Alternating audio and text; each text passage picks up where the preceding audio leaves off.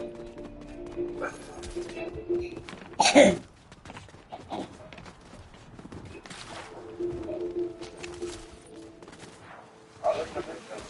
thank you.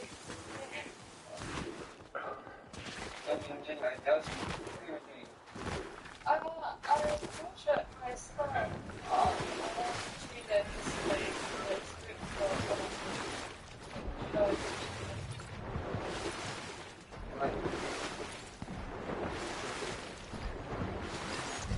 what do you do? Oh, wow. Really cool. Well, I'm doing an active instrument. Motivation around Europe that parent things today.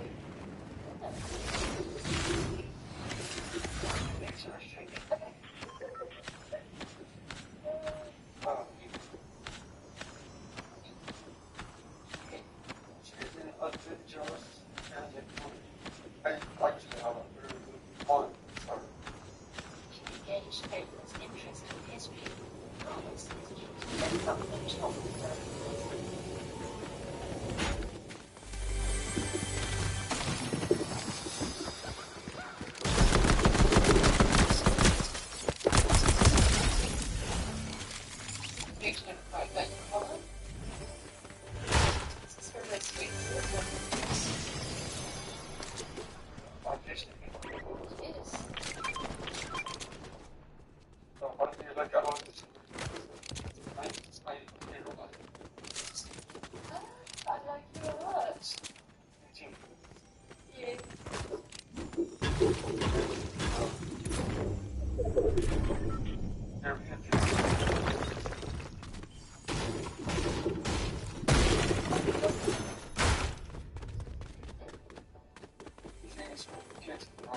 Inside, then it comes out. I think that's the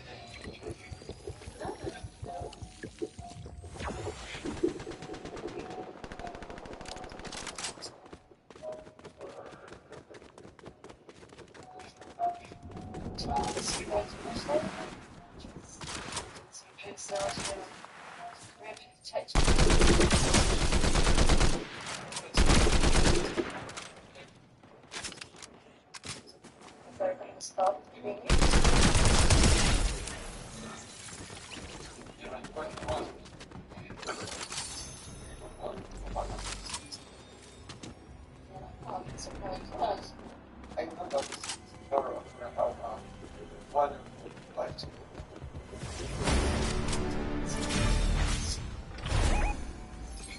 What kind of material? Possibly.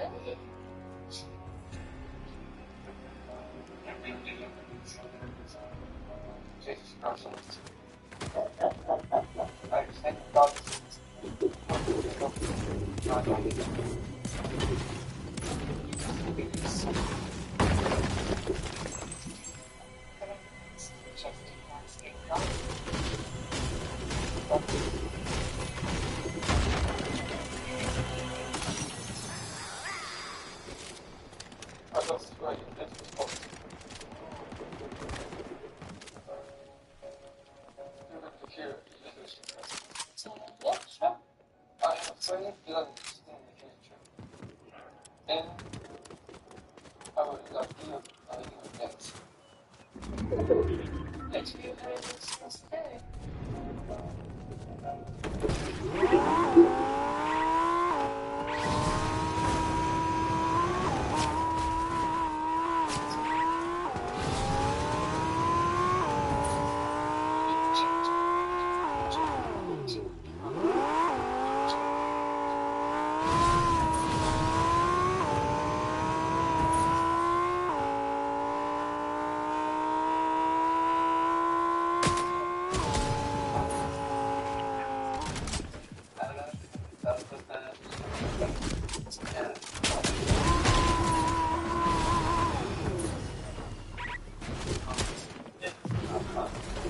That's hard, isn't it? When they live a bit far away. Yeah. But that's okay, there's plenty more efficiency. Oh, yeah. sure you're going to find a lovely girl because maybe live a little bit closer to you, but I'll come up. Into books and gossip news about Eleanor to his parents. Right. So one thing is,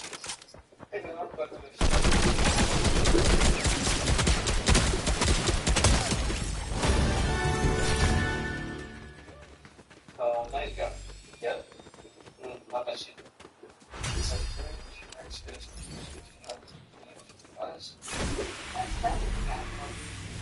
Anything you like it? No. Well, good.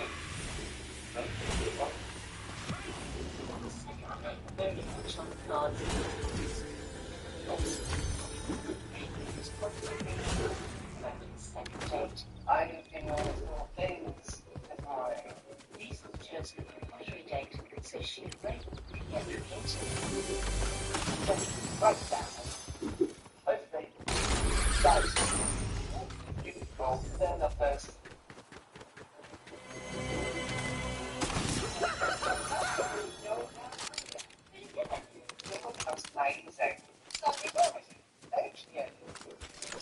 Thank you. Are you expecting something nice today? Yeah. Are you excited? Yes. I am. What's good? Let's do it. Hey. Yeah. Let's get started. Yeah. Come on then. We're going to do what's called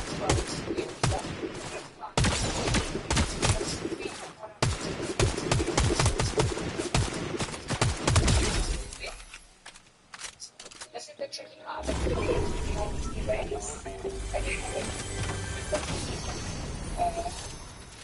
Squeezing as you travel all the way to the top. And whatever you handmade today is good. If you make a cup, that's great. If it turns into a bowl, that's great as well. That is so cool. It works.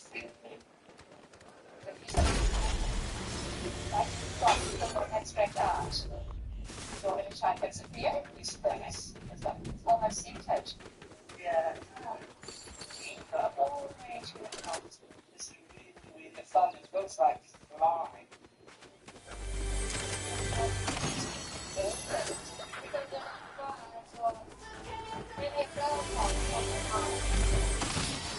So that's why I think how the kids do it, that's so good. Excuse me. What? Look at this. So like that check. Check, yeah. And everything. They get smiling because I could feel that happiness inside there. Check management. Agents right now. She always puts clouds in my face. Every kids. I've got one check. I've got one check. Okay. One. Actually, my check is. Very nice, man. Oh, it's really good. Yours looks wonderful.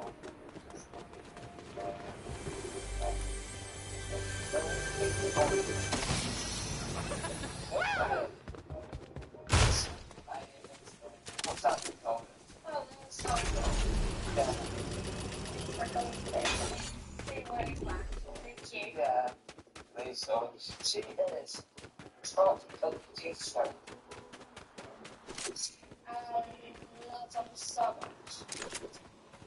Yes, it is.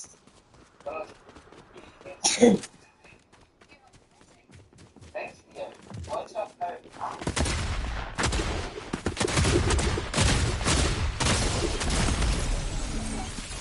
What are you looking at?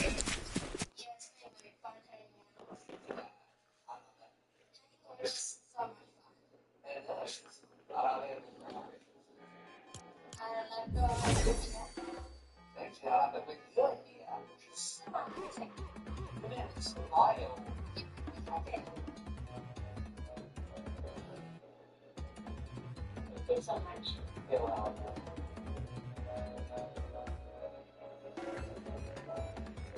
hugs. Fine. Determined to make sure everything goes perfectly on his next date with Pentagon, Caius has come to me to be fixed, but skilled at asking just the right questions when it comes to relationships. So, saying you've already had one date. One date.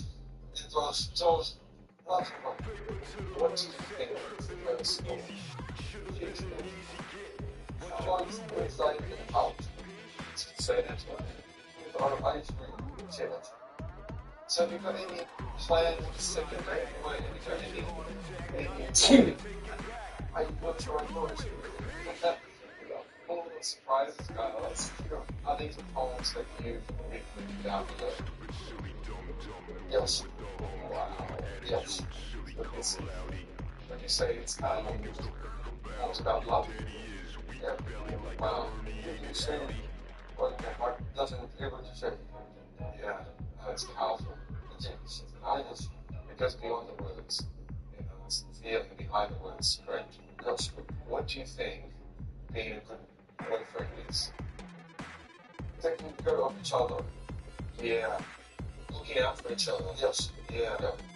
So, you like her, and she likes you. Yeah. The friendship's there. The moment's coming. The first kiss. What's going to happen?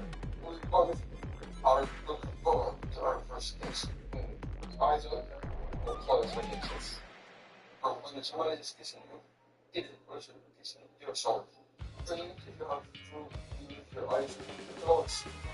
And then our lips just closed. Because you're a beautiful man. I think this woman is very lucky because I don't think people think like that very often. You're a romantic, you're a poet, you're an artist. Oh man. Excellent. Keen to hear their love of hot chicks, please have a break and meeting for a third date for weeks or so. Wonderful day, mate.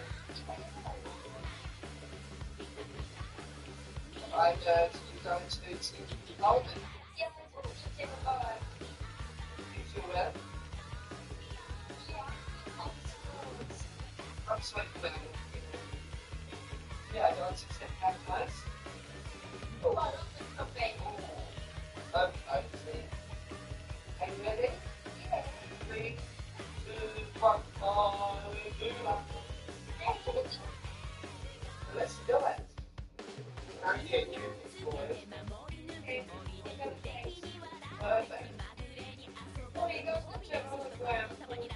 Feel it, chaps. Yeah. Gee. That's much.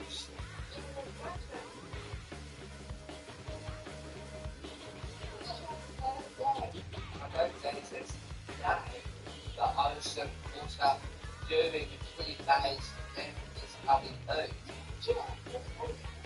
Yeah, no, I didn't have a thing. I did, that's fine. Yeah, what about food? Look, beautiful, just like an ocean. I can know if I'm down to you. And you just so beautiful, just like a flower. And I also lose you. That's nice, Spider. You're so cute. And you are so handsome and wonderful person. Thank you. You're definitely. Actually, look at that. Good, yeah. Going to back to my face was rock and start solid gold. That's a good idea. You can feed my mommy. Yeah. It's so good. And it's good. It's one who stops me before he's dead. It's a beautiful word. It's special day. I love this girl. Today's special date. It's the friend of this people. It's fire. So, see, different colors are green and the purple. We're doing some beautiful type videos here. That's very We will catch some Your braces, your equipment. I love that. It's not Are you nervous? I have some of the place my stomach myself. Yeah, I've got a place. Yeah, of course. Exactly. I'll admit it, go comfortable, environment. Here we go. Are you nervous?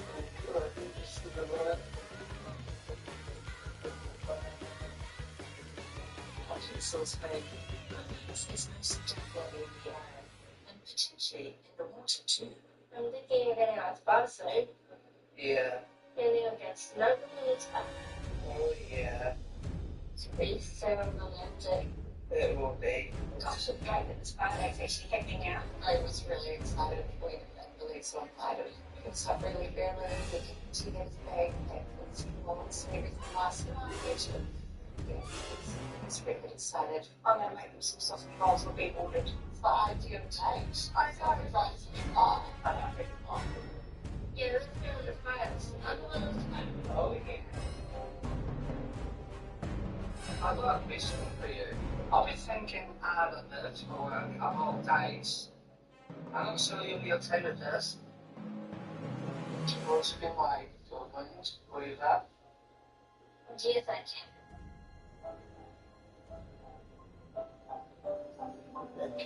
I had my very first kiss with my boyfriend. You mind, hands open. It was amazing. I love him.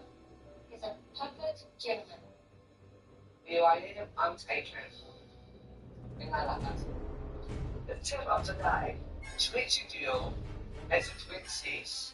It's just like a baby tail. I believe in 2.5. Do you believe in 2.5? I believe in trust as well.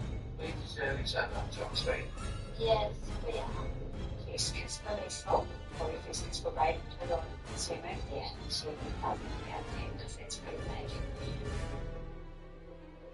I'm super, super happy. I think about Johnson Street. Especially last week saw to be his girlfriend. This time it just news. So I had this in this week. Do you? Victoria and me. As a do that. Yeah. You do not think I'll have it. It's good. And now I'm going to catch up with my brother. Yeah. Next time. Pretty good knowledge. This is much of mine. It's a very, I want to it's release this world. This probably holds one man or one. Well, I'll stay now. Let's make it official, yeah? I want to ask you a couple of questions. I know this is hard stuff to do. Are you quite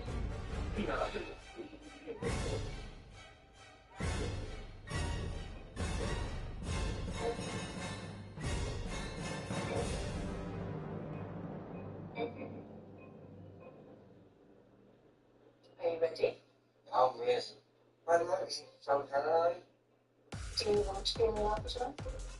And what was your perfect role? Good, young, clear, and long. What would my personality be? Beautiful, bright, and beautiful. Why do you want to find your I want you sex, it works, so it was sex, did you say? it is. But just a few bit.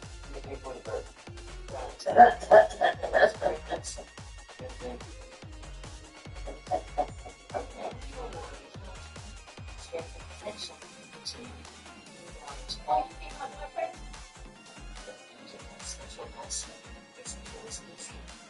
What about lots of like 2 pounds?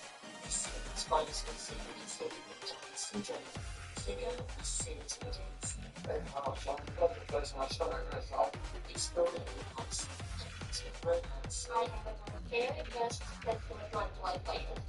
Yes. I was on pay. And besties, relationships, You two want to have children? No. especially I don't like them. I like them.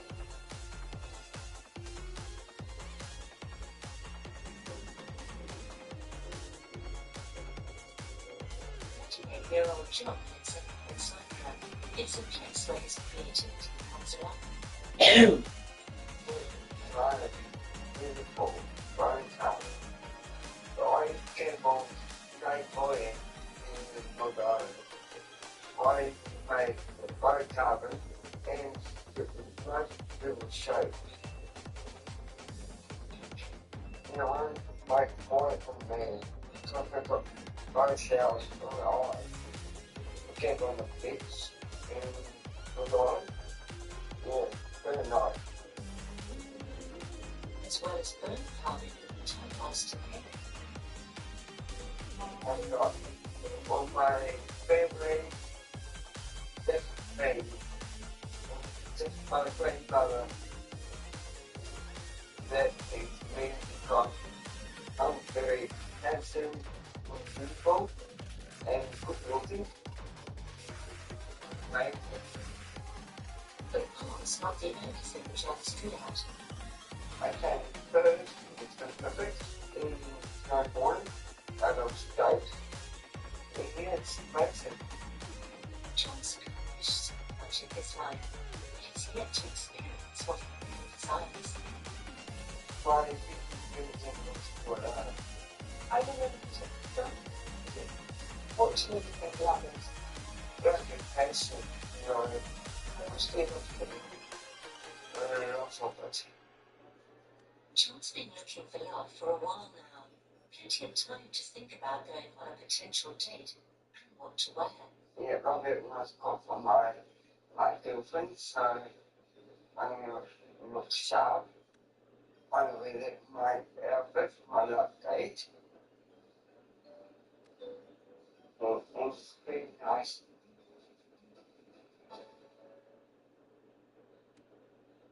My name is Lily Sarah Harper. I was born with Down syndrome.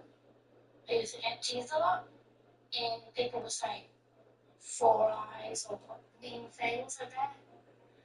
And it's really hurtful. To me, it's really important to find love because that's what makes you human. And I just want to be wanted and be loved from a guy, a person who would kiss me, a person who would hug me, and understand my feelings. That's what I see in a guy. You going in? I'm about to say you going in there. I was like, if you're going in there, you might want to prepare yourself. I just took a monster shit. Model Wellington's top theatre venues.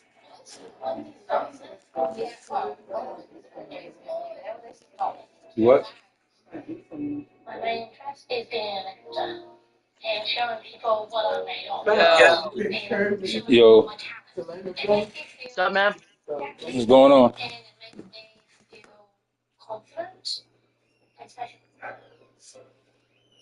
What do you feel like about the show tonight? You still doing your creative? It's about a girl with Down syndrome.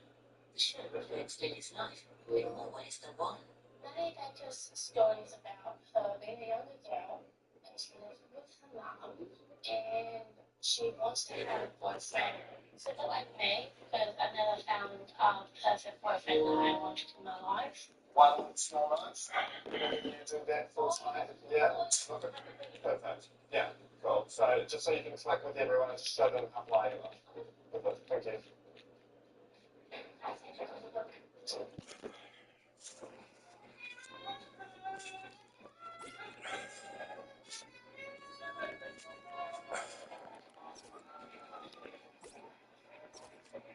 Lily may be able to bring the house down, but it's the affection of one person she's after. Love makes me happy. Love makes me feel wanted. I do know what love is between a mother and a daughter because it's love from the heart. But loving a guy or a boyfriend is more than that. It's a love completely. And I want to know how that feels like, so I'm down to love.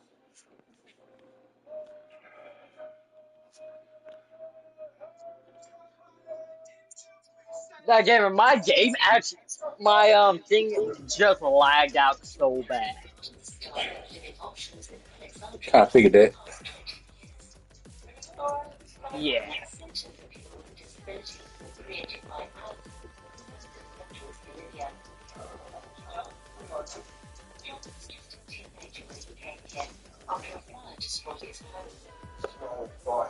I don't know why, but it actually lagged me out. Bit. The weapons, I'll grab this. No. On that. Why did you give me that? Give me that. Oh, no. Sorry, my brother's here. He's back online, baby!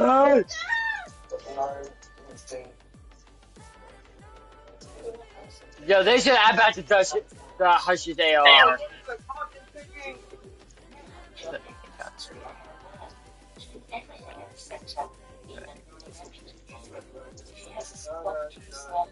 Giving personality, his generosity, his humorous, his energetic, he's a constant to be happy, enjoy themselves.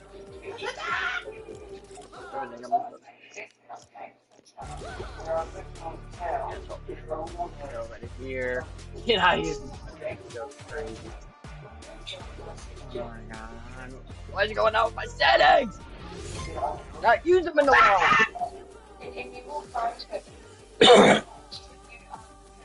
No, what settings was it?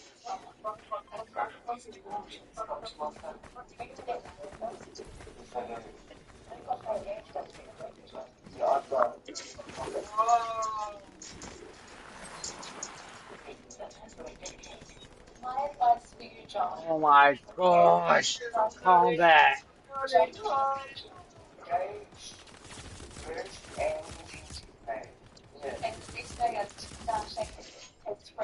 Well, what setting was it?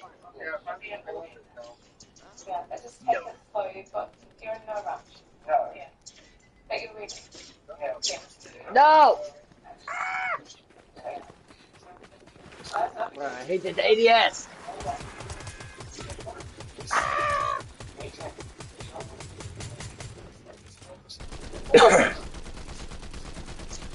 Bro, my standings is all messed up.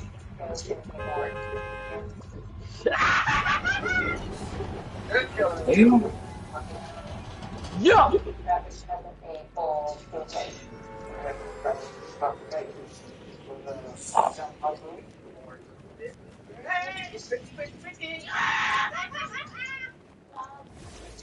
Oh my.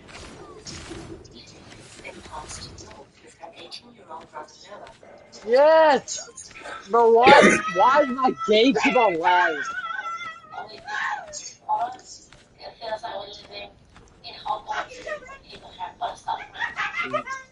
Yo, why did throw laugh like that? And that's your brother? Yes.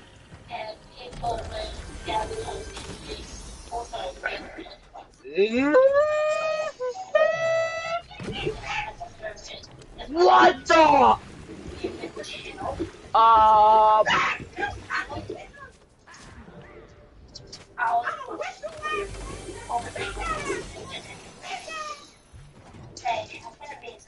Oh my god, get laser. You just got laser! Your daughter is now pregnant. We had 3 options, 3 years, but we wanted a sort of challenge blockade, and that was blockade to do parenting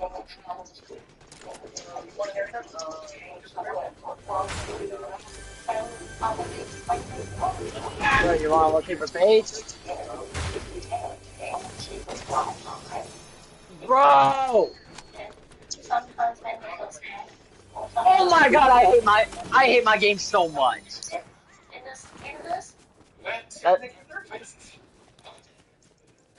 Bro, what was that one sentence I had? What up, Adrian?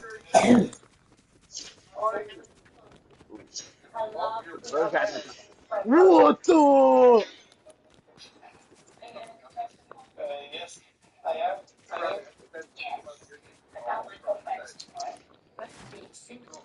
Yes, I already know about that. Yes, I'm able to chance to go to where I'm going for it.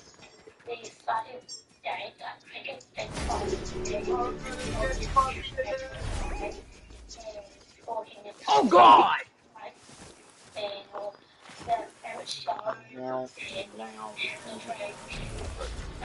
Damn you, Ripley!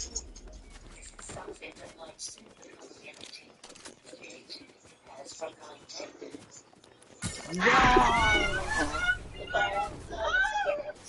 I'm gonna knock it off! What was it, bro? Oh, my bad! Yo, where is this bro at? Oh, I got you. Yeah, I like this, boy.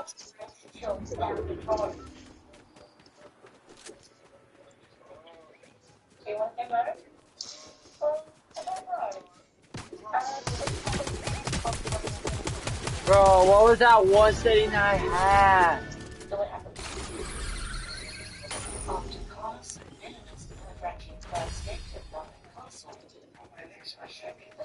Are you briefly hurting in your dreams? I eat, sleep, bleed.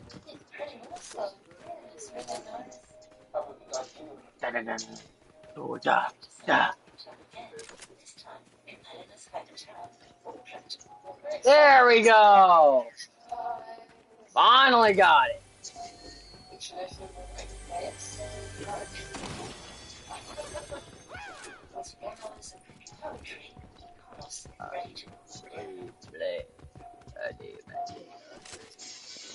What the?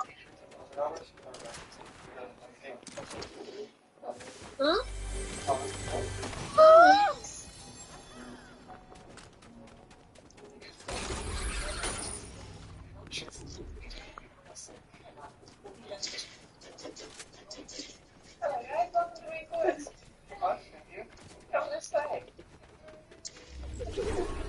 Make some pasta. So we start by making the dough and make a sauce. And then we can make dessert as well. No! So we're going to end up with a lovely romantic meal. Oh my god, I'm lagging! The dough. Bro, I wish that you could see my lag right now. I tell you what, when you eat fresh I can only imagine. it's so much better. Sure, of course you say that. Okay. That's what you get for emoting. You get lasered. Don't back off.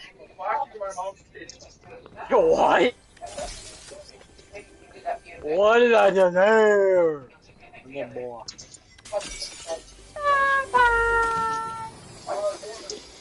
I'll get headshot. When they suck my dog's dick. I heard that. Oh, what did you? I heard that. Name the people. Name it. Gotcha!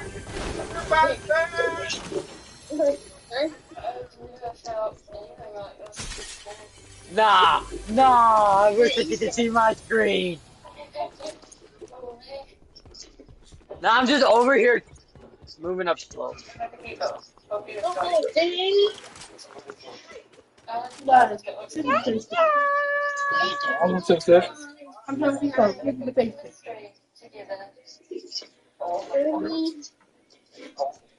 You stopped up, sweetie. That's all. Ooh!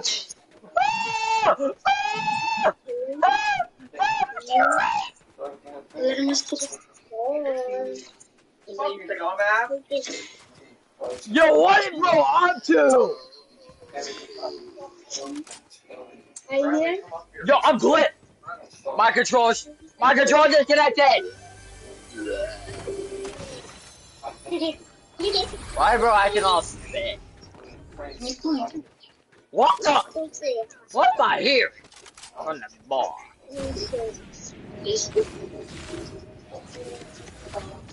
No, screw it. Oh, I got a good way to troll.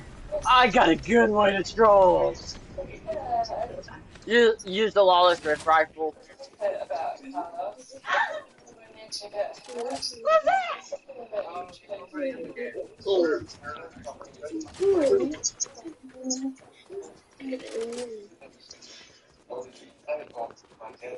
COVID test on her, right? Yo! No, I'm ripping. She just stopped up. Do what? She just stopped. Yes, they did a COVID test, right? No. Oh my god, you just got lasered so hard! Thank you.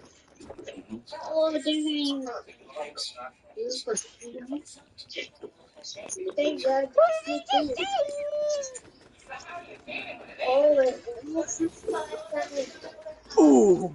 I'm out of here.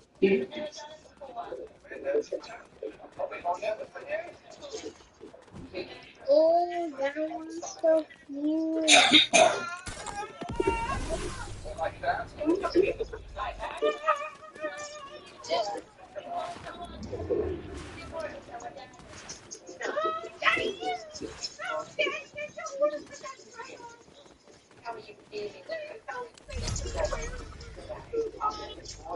Oh, nice.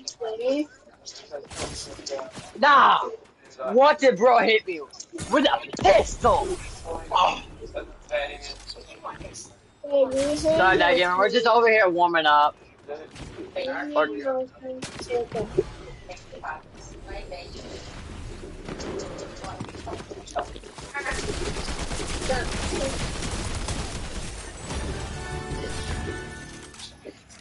It's fine.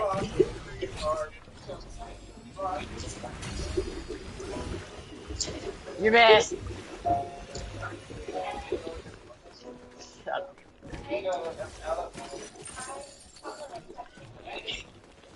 Man, if you don't get the sell one, buy one, get one free dildo. Yeah, headshotted. Fudge him. That's fine. Today, I have some fun stuff we're going to do. We're going to meet an artist. He's going to teach us some sculpting techniques. How's that sound? Oh, heck no. I feel so bad for that boy.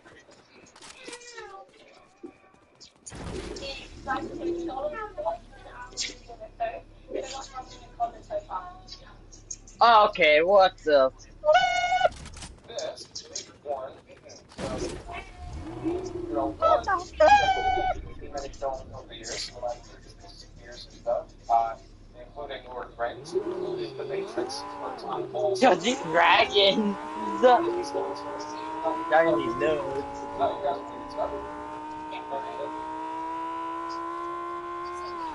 Whoa.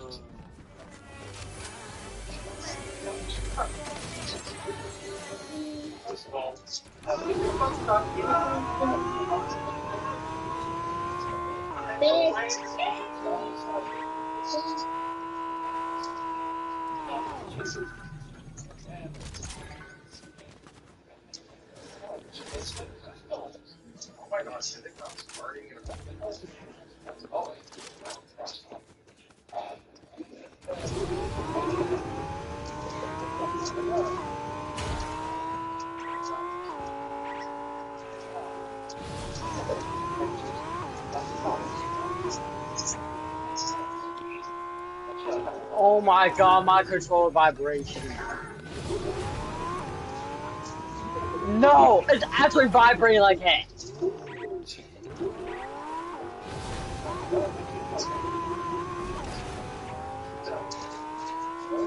Okay, headshot.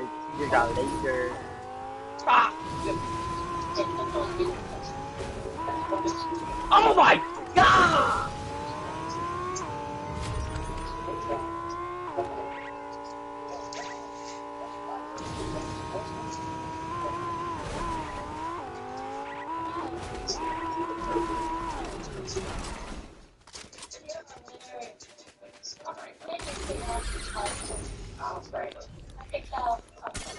Woo!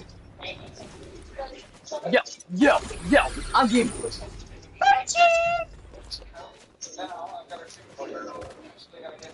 oh! That would have been.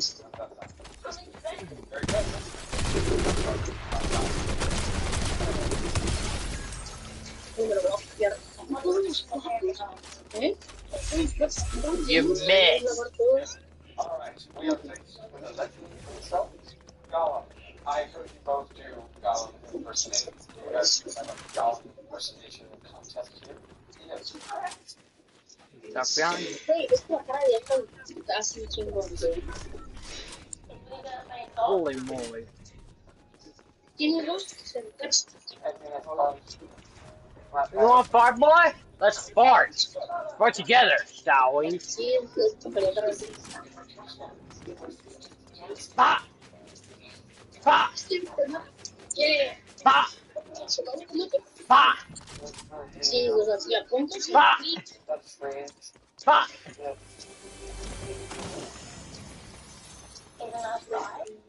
No, we're just over here go farting.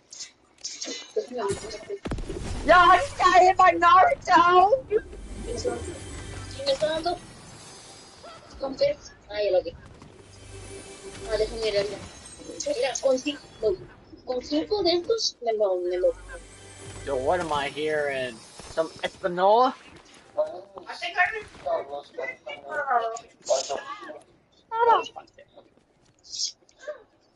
No, mames.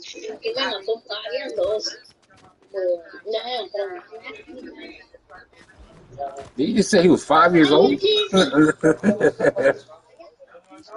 No!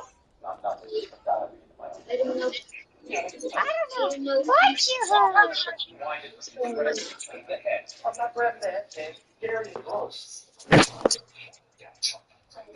That shit's so funny. Yeah, that shit's so funny. Here comes the missile. Get out of here! Pero si le pegas ketchup, si le pegas ketchup, lo matas. Ya le pegas. Oh my god, you little rat!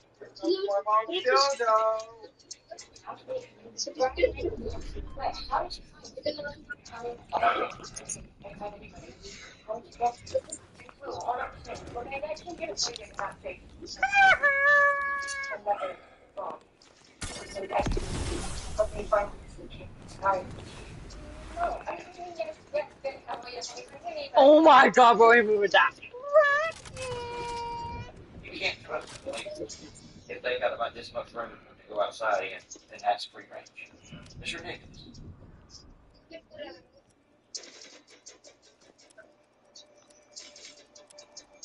You know, we see. Yo!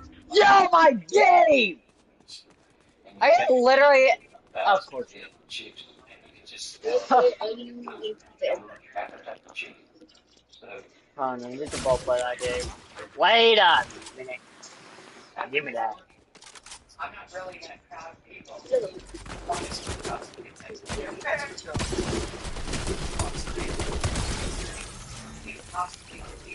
And no rat. Dang it, I missed. 130. Oh, now I'm gonna have to. No, why didn't you do it?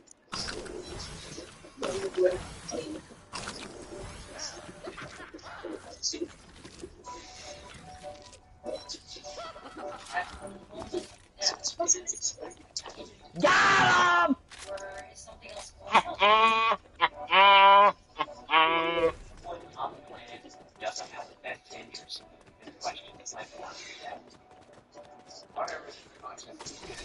We have this line. It was also there in another one. Yo!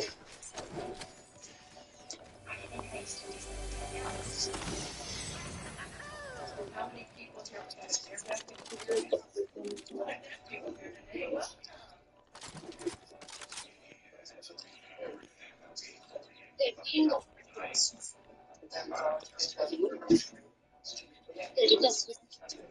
Si le pongo el se lo Here's the command to help us connect more cheaply through your world. Bye bye! Oh, let's do party hits on them.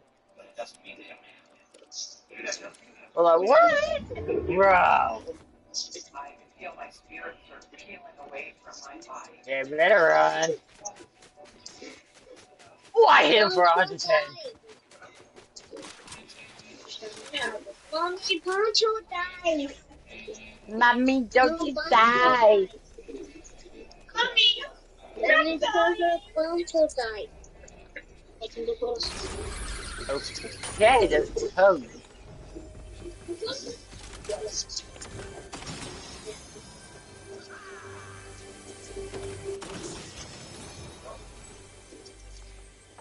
You wanna do Marvel Endgame? Still wanna do it? As a physician, I know that No, it's okay. only until you're forced to.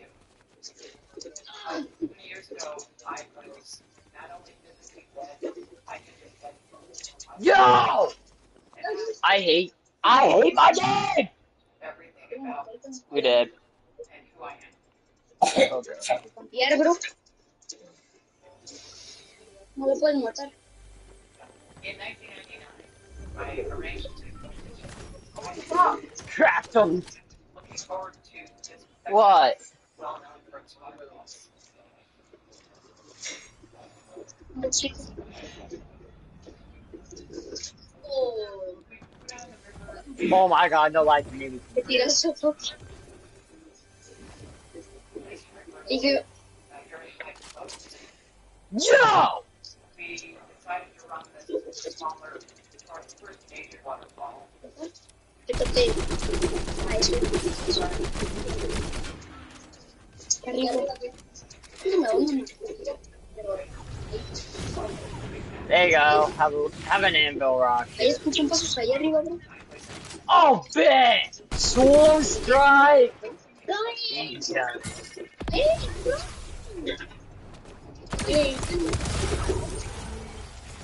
Estaba I knew it was going to be good.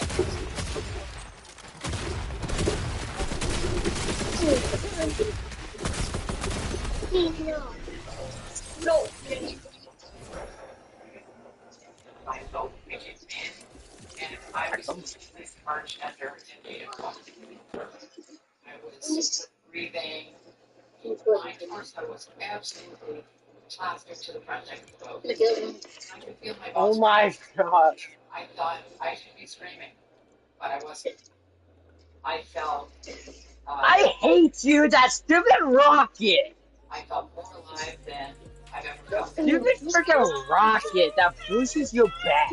No mames. Quiero ser. My spirit certainly No vas a ponerme de eso. and my This thing Ay, just not. makes me stuff sad. minutes. I'm about to do something like that.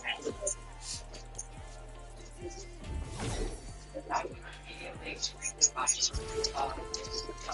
I don't know, people here see. I didn't recognize anyone, but they have been important in my life story somehow. Like a grandparent. Oh, you don't like it when I'm rocking you. No mames. Joder. You were so over. No, güey. No me mataron a este ya como lo. These beings bring me down this pathway. Somos rojos. Ah, how do you like it now, sucker? Flowers. Arres aquí, ya tiene. It was exploding with every color of the universe. Nah, I'm just over here rocket launching, man. I hope he rage quits, Ship. to be honest. I experienced all the Oh, you know. Pues bueno, pero debería estar. Fuck! I went through this crazy person. I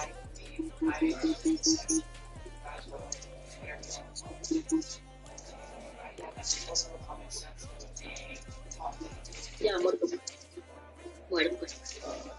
Bro, I tried. I tried so hard to get them all.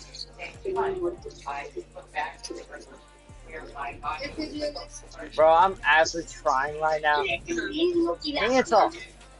Ooh. Damn it. Is it the freeze? Sí. And after maybe 15 minutes, they can give Yellow, yellow, yellow, yellow, yellow.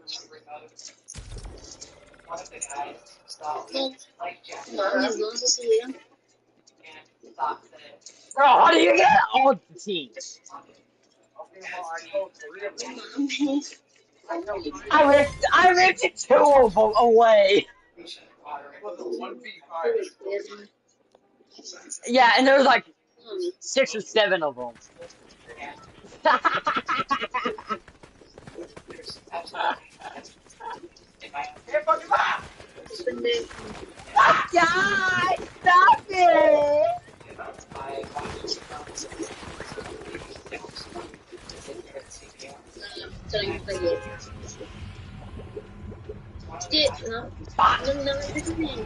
Oh my god, get out of here! Fuck! Get out of here! Fuck! Bro!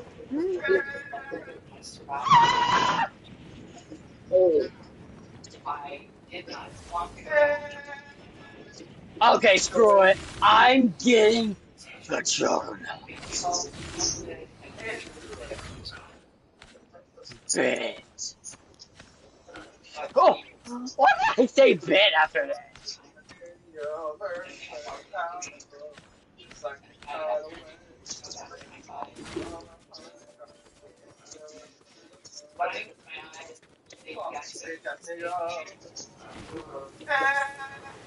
I was terrified.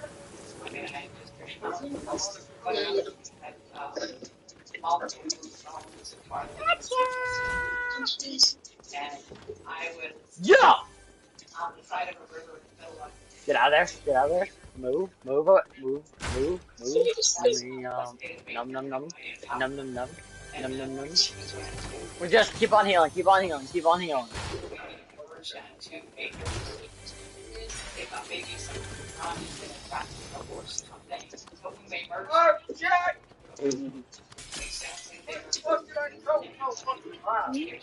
Gotcha!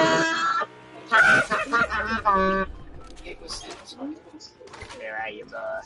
it took a number of hours, but my friends got me to the hospital. I was told that ¿Quieres hacer para quedarse este cambio? but I did.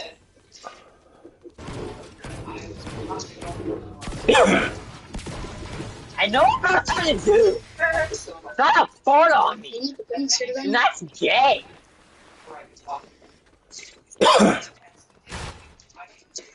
Oh my god, I almost had a headshot.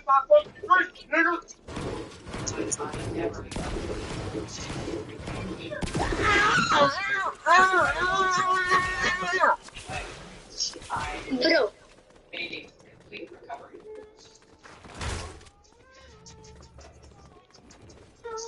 Oh, let's go! That's Why?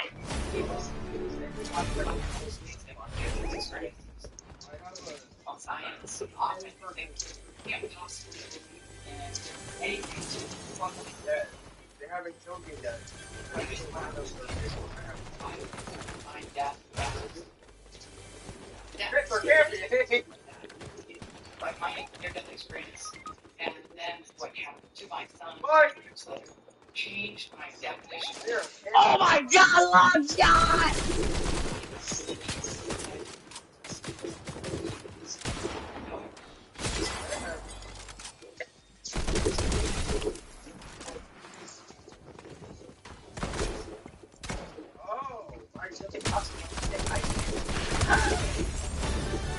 Yeah.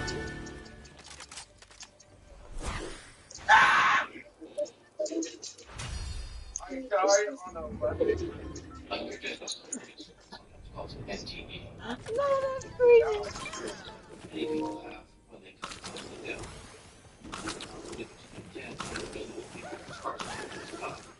Or is traumatic near-death experience.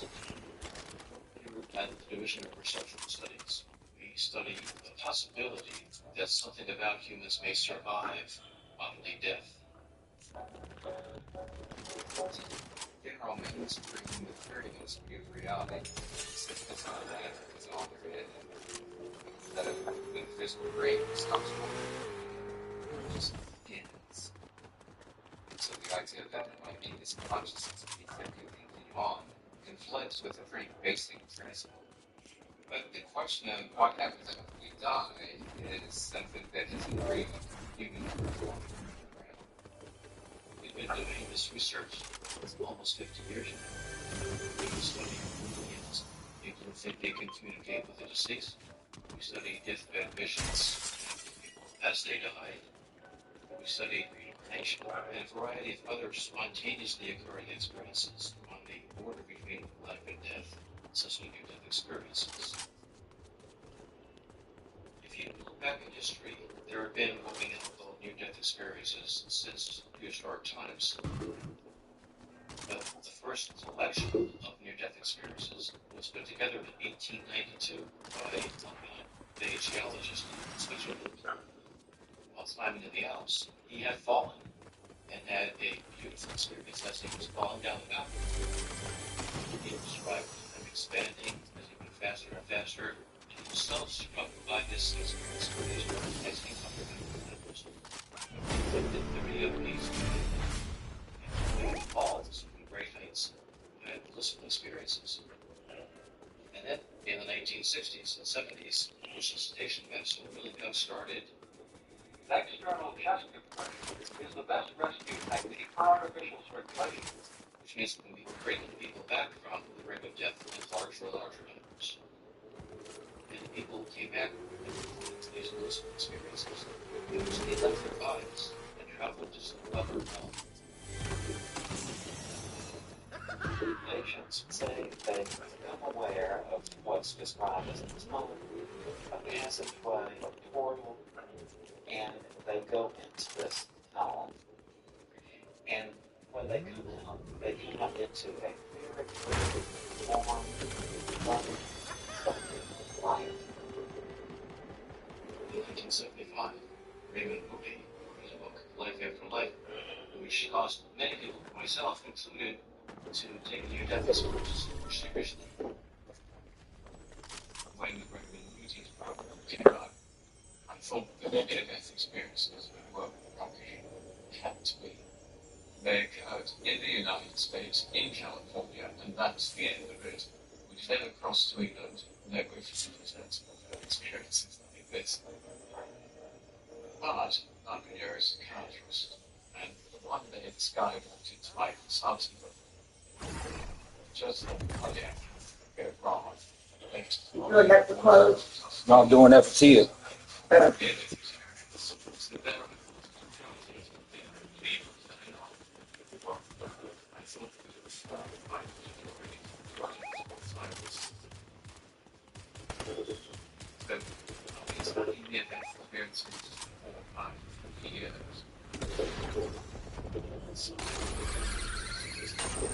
Baby.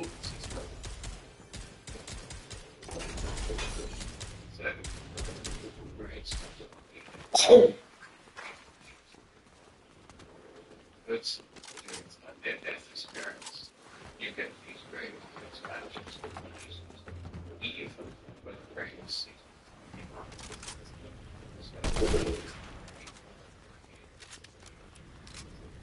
Near-death experiences are subjective experiences that are very difficult to confirm objectively, and that raises questions in the minds of many scientists. Some of the critics of this research will claim that this is just an anecdote. So in the field of history of science, all science starts as studying anecdotes, and then finding patterns among these different stories. And there are millions of these experiments being reported across the globe. That's the space.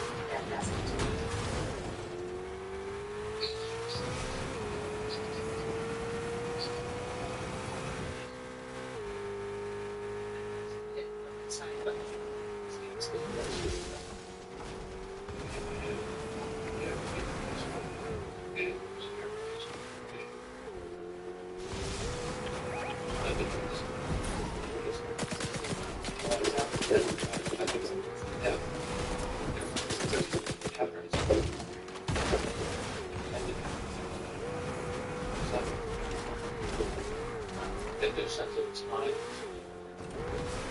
We could discuss this tonight. What's the performance? I don't know. Fast, but like speed. They also describe some form of money making a plan. A sense giving information is I think it's teachers. What do you say? Rest, alarming, great.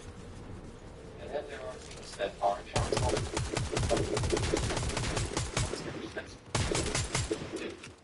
All this plan. Being like the body. It's all been work like that drop in the ocean just disappears if I can reach out and touch a leaf.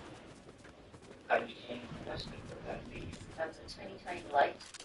A little tiny speck of light. And became a great light.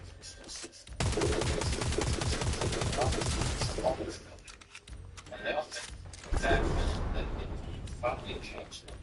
I see the beauty in everything now. 100% turn around for being a hardcore atheist thing. No longer have any kind of fear of death. What was going on? That has such power to change a person's life in a fraction of a second.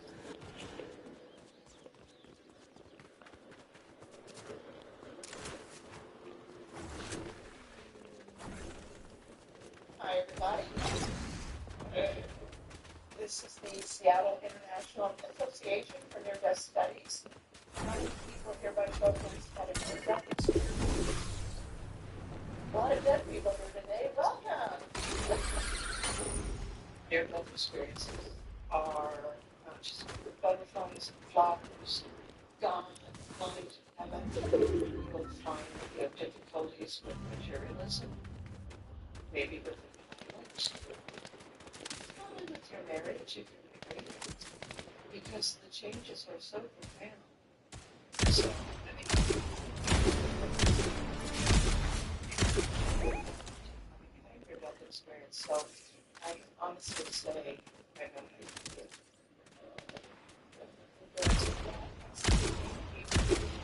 I didn't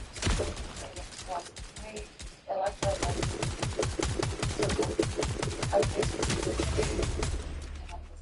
When I came back, it pulled me away from a lot of people. It's hard to even talk to my husband because I feel that somebody is going to bring a straight jacket and go away the key. Because what I used to know is not what I know now, and I'm having a very hard time with it. Feeling crazy, I'm validating it is part of the adjustment. Everything is so you had an experience. You came back, and now you have to live in the same world. And it felt hard when I revealed how to change. Seattle remains a place of comfort and hope, validation and support. And I hope that something here calms your heart and your emotions and reminds you that this is a very temporary situation. Life. People in town, Seattle Heights, because they've had in their lives. I hear that we go on. And people come just to hear it's real. It really happened. And it's happened with billions. My experience started incredibly up on a Wednesday evening. And it was Thanksgiving coming up the next day. And we were running some electrical lines and some plugs. That was a hot bucket truck. We kind of said a couple hours to stay up on a walking. And you just went over the trunk from space to space. I hit the side of the bus and hit the right side.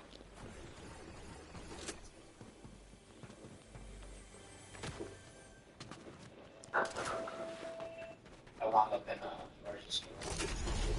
We gave medication for pain and had some kind of antidepressant.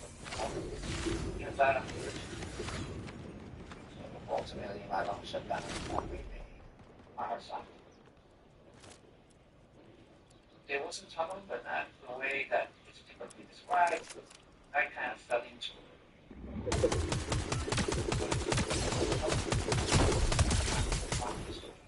Completely integrated. And I gave it a color to really into then I looked down. And I noticed a man in the water. And turns around and said,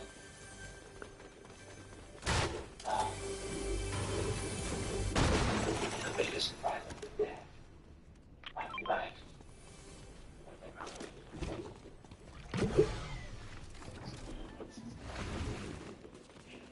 My dad had a very difficult relationship with him. So when he died, I felt totally bitter and really regretful of the fact that we never were able to say we love each other as a kid. So I'm looking at him in his face, and I'm saying, gosh, this is my only solution. My stepping stone is to make peace with him.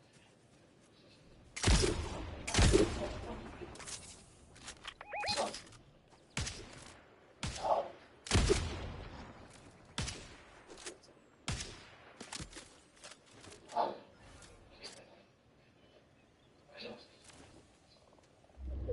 that has changed my life in so many ways. Just knowing that he did care, that he did love me. He looked at me when he embraced me. So I was saying,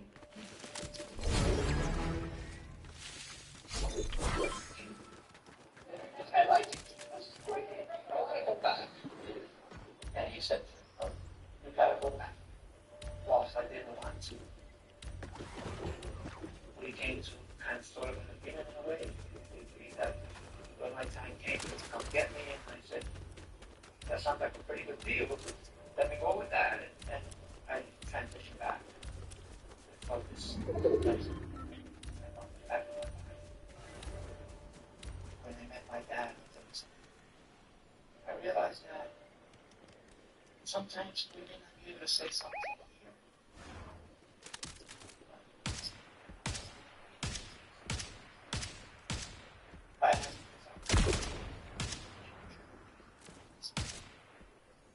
Or too much.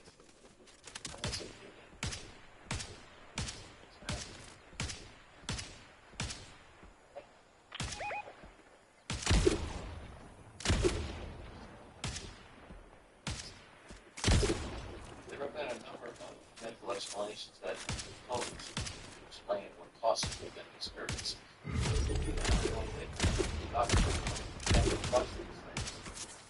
unfortunately, I don't think any explanations we've come up with so far help us very much in trying to understand things. Some have said trust given to people who has no emotion death may cause near-death experiences. What we find is that the fewer drugs people are given, the more likely they are to report a near-death experience. Instead, the drugs tend to inhibit the near-death experience rather than causing it. People also suggest lack of oxygen to the brain, and that's appealing because no matter how you come close to death, lack of oxygen to the brain is a common factor. However, we know from decades of research what happens when you get lack of oxygen. People become frightened, become Already running. terrified of assembling. Matter of fact, you should be about done. How about the beach look?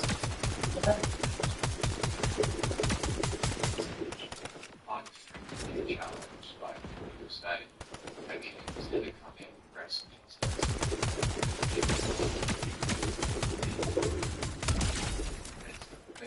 Really understand what this is.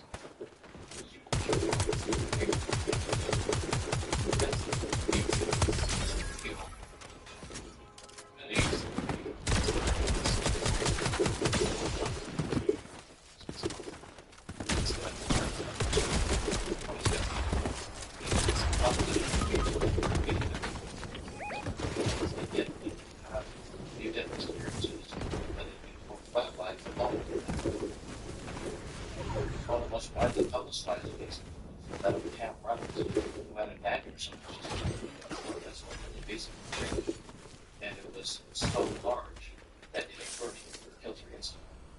The most that they could do is prime a surgical process, which involves stopping of the heart, lowering the bodily temperature, emptying of the blood into the body, thereby shrinking the aneurysm. She was conducting unwinding her brain for about an hour. The EEG of brain lesion was roughly flat, and no brain activity at all. So it means functioning during that time. And what he was a near-death experience in which she saw different things going on in the operating room. She could possibly have seen it. My vantage point was rather like sitting on the shoulder of the surgeon, and I was free to move around. While I knew what they were doing, they didn't know what I was doing. They thought I was that thing lying on the table. Her eyes were tape shut the entire procedure. She had molded ears and ears. That's right. Because she saw through her skull. She had skin. I saw in Dr. Spetzler's hand an instrument that reminded me suspiciously of an electric toothbrush. There was a case very close to it, and it had bits that looked like the case that my father kept his socket wrenches in. Her neurosurgeon said he can't understand how this could possibly happen. If somebody had me describe what the minus-rex drill looked like, I might very well use the term like an electric toothbrush. And describing them as if they were socket wrench set, I think that's very appropriate.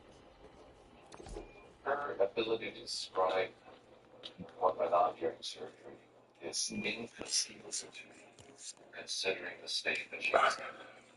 And Reynolds was clinically dead.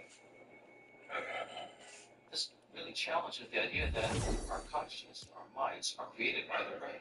Because her brain was not functioning, and yet she had the most vivid experience of her life. How can people be conscious when they're unconscious? It's an oxymoron, it's ridiculous. But in fact, this is what the data seems to confirm on mass analysis. You get the movie started? Guys, it's impossible that this is actually.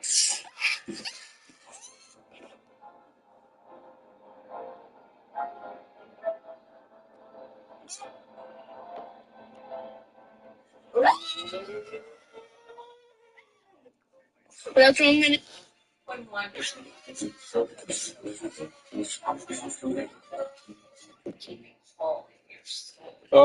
surprised you ain't watching the news. What? So I'm surprised you're not watching the news. What? Because the moon keeps getting closer and closer and closer. The Earth? The moon. They're about to go around the moon. We had our first. You got live coverage and everything. Some complications. Delivered her, and back to work 8 days later.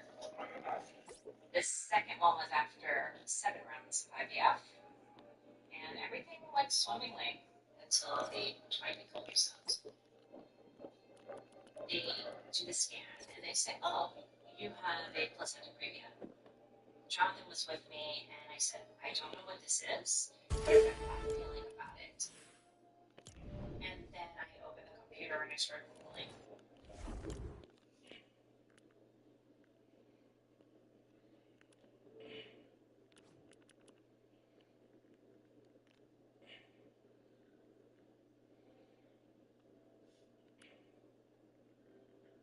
If I put on HDMI.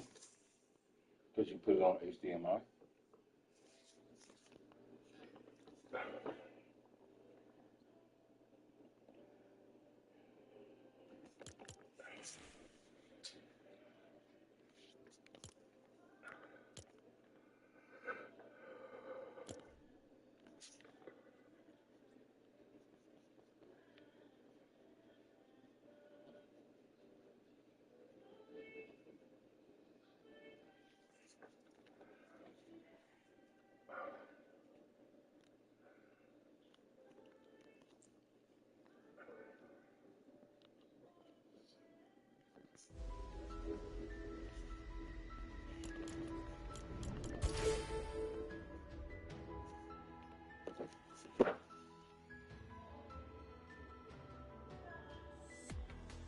What you did to your hair? Come here, let me see. Oh, are you? You okay? What happened? What happened? What is it? Then she ran straight into that stool and almost landed on her face. What you do to your hair? Let me see. I just put it in twist. I'm gonna take him out now. That looks pretty. Lives go right now, I'm sure. Keep Let's it talk there. about that crew. Can you talk It about doesn't look like that. it's really something? Reminds me of the guy. Go show your Well, I mom. mean, Your mom in the bathroom. You know, it takes Other bathroom. skill and bravery to sit up on top of a rocket and get launched into space. They're part of a big team. They each bring special skills between each of them for doing their jobs, whether it be related to the spacecraft or related to the science experiments, participating in medical experiments. They're all doing that. They're the first people to travel this distance away from the Earth since the advent of modern medical technology, which was only decades old, not 50 years old. And so, they train together for years. They're stuck in a small space for 10 days, but they still seem to get along with each other. They seem like they're regular people in so many ways. It's so relatable to all the rest of us, the jealous rest of us. Don't tell me no, too. They're traveling too. Yeah, hey. So I just admire them. Hey. You know, like, I'm a family of siblings, I can say, living in a big house. It wasn't big enough, so to see them in such a small When spacecraft. we put this money, we took that money out of my account and put it on your, I just want to say from your check account. How much money did it give you? $10. Well, look, NASA has been Check the cash. for its existence. What? Check your cash. Space exploration, space technology. You only sent me $10. We share the data with the Because rest of the world. there was Bring $100 the rest of something the account. world live on the internet. No, there was Launches, only and $20 on the account. rovers on other planets, astronauts. Because I sheltered that. Yeah, so And it's part of The the frontier now is space and deep space, and Moon and Mars and asteroids. America has always been a frontier nation. We've always been at the cutting edge of technology and exploration, and NASA represents, in many ways, the best of our country. So it's Right. something When are we cooking? we should all be very proud of. You and me and everybody else who pays In taxes. about half hour or a so. little bit, zero. a tiny amount in to No, make this mission. It's not Not less than 0.5% Oh, okay. of our tax dollars supports all of NASA, but we're doing it collectively. We've decided as a society, Americans have decided this is important. It's important for our kids, it's important for our teachers, it's important for our scientists, doctors, and engineers, and it's important for the future. All right, Dr. Jim Bell. I mean, no big deal. I'm not accusing her of Just about that. I I'm do want to just say saying. we're about 5 minutes right now from that communications blackout. Very crucial time in this mission. I want to bring back astrophysicist and science educator Hakeem Oluseyi to talk about this. Hakeem, from a scientific perspective, why is what these astronauts are doing right now so important to the human race? Thank you, Ike. There is this push and pull between humans in space and the robots that we send in space. And we can Youth are on the dark side of the especially moon. most dangerous stuff and things that are unproven, like saying spending an extended amount of time on Mars or other bodies. But there are jobs that only humans can do. And I just have to say that, I just see this as a full circle moment.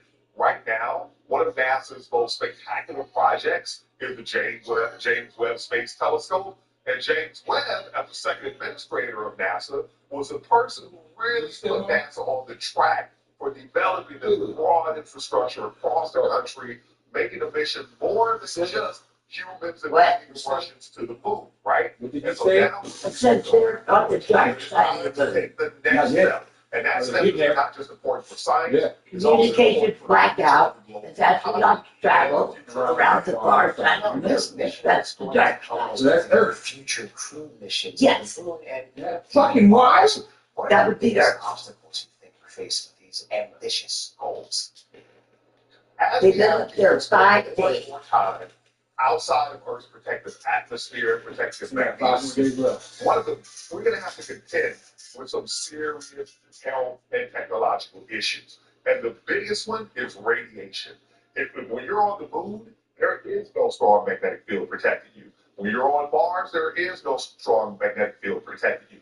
So these first humans who are going to take those extended periods, they're going to work out those kinks. And I'm sure NASA is really careful about keeping people safe. So it's going to be done in steps, just like we're doing now, and we're going to get there. All right, now I want to listen to this as they enter that crucial communications blackout. Let's take a listen.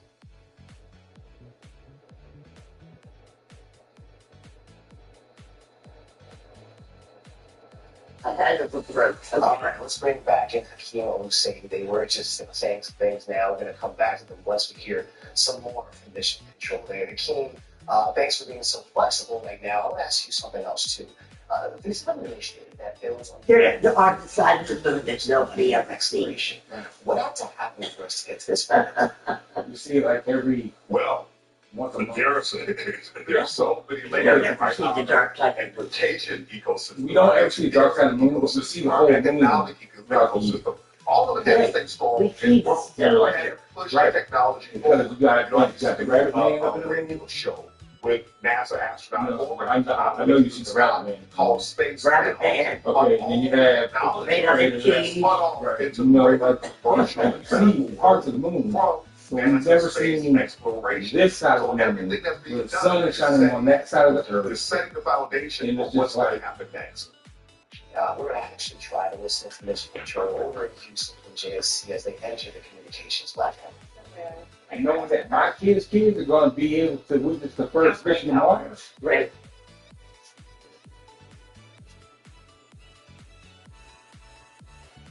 That's just fucking wild. Oh my God, it's just so wild. Okay, we're going to keep listening here. Obviously, we're having some communication issues, but we do know that that communication blackout is approaching any minute now. And when we do hear from Mission Control, we're going to get back to you. But for now, let's go back to Hakeem. Hakeem, thanks for being flexible again. Does what Orion is doing tonight help refine theories about how the moon formed or about its internal structure? No. Yeah, I just got to make the joke, man, that maybe we're in the blackout right now. No, you're so funny. It does, right? I mentioned earlier that there are these differences that are obvious just looking at the surface of the moon, right? On the near side, you see all these large black areas that are ancient, giant volcanic eruptions. You don't see those on the far side in nearly the same way. The far side is actually thicker. And there are different ideas about how the moon got to be this way. There's been a recent mission that went up and it made measurements and determined that, yeah, there's something going on in the lunar interior that's giving us these differences. The ideas range from it's due to another giant impact on the moon, or maybe the distribution of radioactive elements was different from one side of the moon to the other. And also, at the time when the moon formed, it was 15 times closer to Earth than it is today. And the Earth's surface was hot. So maybe one side How did they know all this basically stuff? Earth being highly hot and receiving that heat from the Earth. But, made changes in the moon's interior that give us the moon we see today. So having clear information that of they the have. geological features of that far side, taking photographs, and these astronauts have been guided by geologists on exactly what photographs, what to look for, what they can give them insights that lead to these answers. All right, confirmation. We have entered the communications blackout. Let's listen in right now to Mission Control. Spacecraft is now out of direct line of sight with Earth and behind the moon. And this is a poignant moment as it's the first time in over 50 years that we have humans completely unreachable by anyone else on Earth. No matter how distant or secluded, we could reach anyone living on Earth, but while the crew flies behind the moon, it's simply impossible to make contact with them. This is a live view inside the Science Evaluation service. here at Johnson Space Center and just down the hall.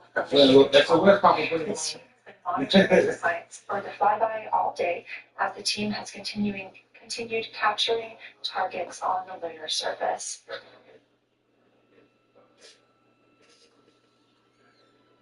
We even got to see this team in action as they were helping the astronauts identify some of the features they were seeing on the moon but not expecting. I just want you to pay attention to this for a second. Okay.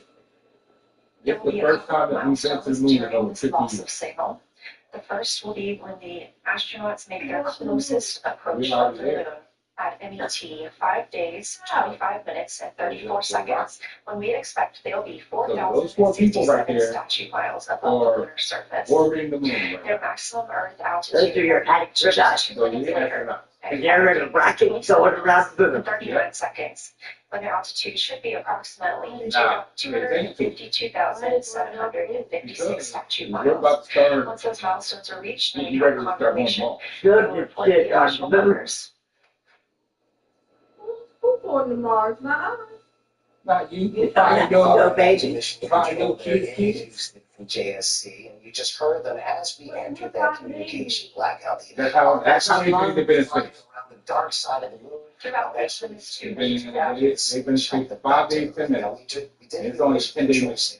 So they'll be arriving back here. 50 years, over 50 years, that they cannot get in contact with a human, obviously, since the last mission. Yeah. And just to understand the team. Do they have oxygen and all that stuff on The them? astronauts and the Artemis too. They have ground controls there say that the team there in ground control, they actually help the astronauts in real time decipher things that they were seeing. So that is sort of the communication and the teamwork that's happening moment by moment between ground control and those 4 astronauts. They going all around the world? Let's bring Doug into the keynote and say They already went around the world really twice. understand and break down this historic moment. They went around the world twice. They look up to They swim see just the bright disc. Now they're going to come back and slingshot back around the Earth. And then they're going to slingshot back up to the For me, I just think about how Land in the I think about ocean those somewhere. people who were children during the Apollo era, who, they're older than me. Yeah. And if I'm going about my scientist career, those people inspired me, right? They told me how those missions impacted them. They have And I their was talking orders and about like everything. Jessica earlier, and we have They young eat, children. they sleep. And she was asking me, if They go to the bathroom, they put And I was like, well, absolutely. See, that's how many times we've been around Earth. But I took the scientist route, right? And I think that this mission, the Artemis mission, is going to have the exact same impact on a new generation of people. And not only is it going to create new economy, new space infrastructure, it's going to create new inspiration. And I tell you, man, the new nation that we are tapping into every community, and everyone is going to be able to see themselves in the boots of those astronauts. And that's a beautiful thing. And I think that's going to bring about a beautiful future for humanity. All right, Hakeem, hang tight. We'll come back to you. Right now, I do want to bring in reporter Nick. See, they're just going around them. Station The next rocket that we launched up, they're ladies going. Space Center, where Mission Control is guiding those astronauts. Nick, I want to ask you, how has NASA's presence shaped the local economy Going around the moon now? It doesn't feel like What? this They're going around the moon now? That's good for them. Well, It it's is. made a huge Oh, okay, impact so on the it's history. economy. Just to give you Is an it though? Is it idea, real? First time in 50 years. What is it history though? Is it And NASA's Didn't we already go to the generate moon? $3 billion We've already landed on the moon. in this big This has never been done. And we actually in the What's that area been done? Landed They're on the moon? going around. They're doing. No, we landed on the moon with a straight shot. Boom. They're going around. Open a shop there. They're going to the side we never see. Bought them, basically put a lunar Of lander the moon? Of the Yes. So it's made a major role here Oh, it's in the Houston area, and as this further exploration occurs now, Artemis 3, Artemis 4, and hopefully beyond, it's obviously going to have a big impact Ain't nobody here. on the economy. Now, we are in the communications blackout now. That's where the mission is going around the whole 40 minutes.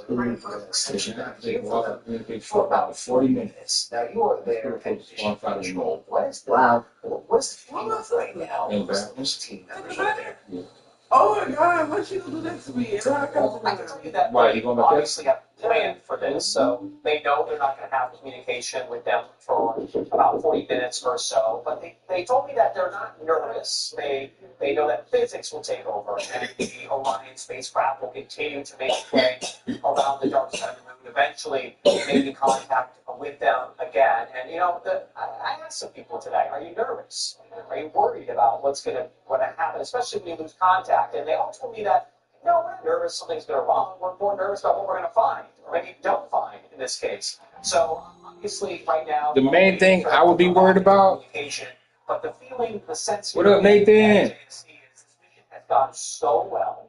So many things have worked out in their favor that they plan. The main thing I would be worried about so is losing communication for 40 minutes. You're losing all access for 40 minutes. Right. What makes you think they need this? Blackout period. Gone.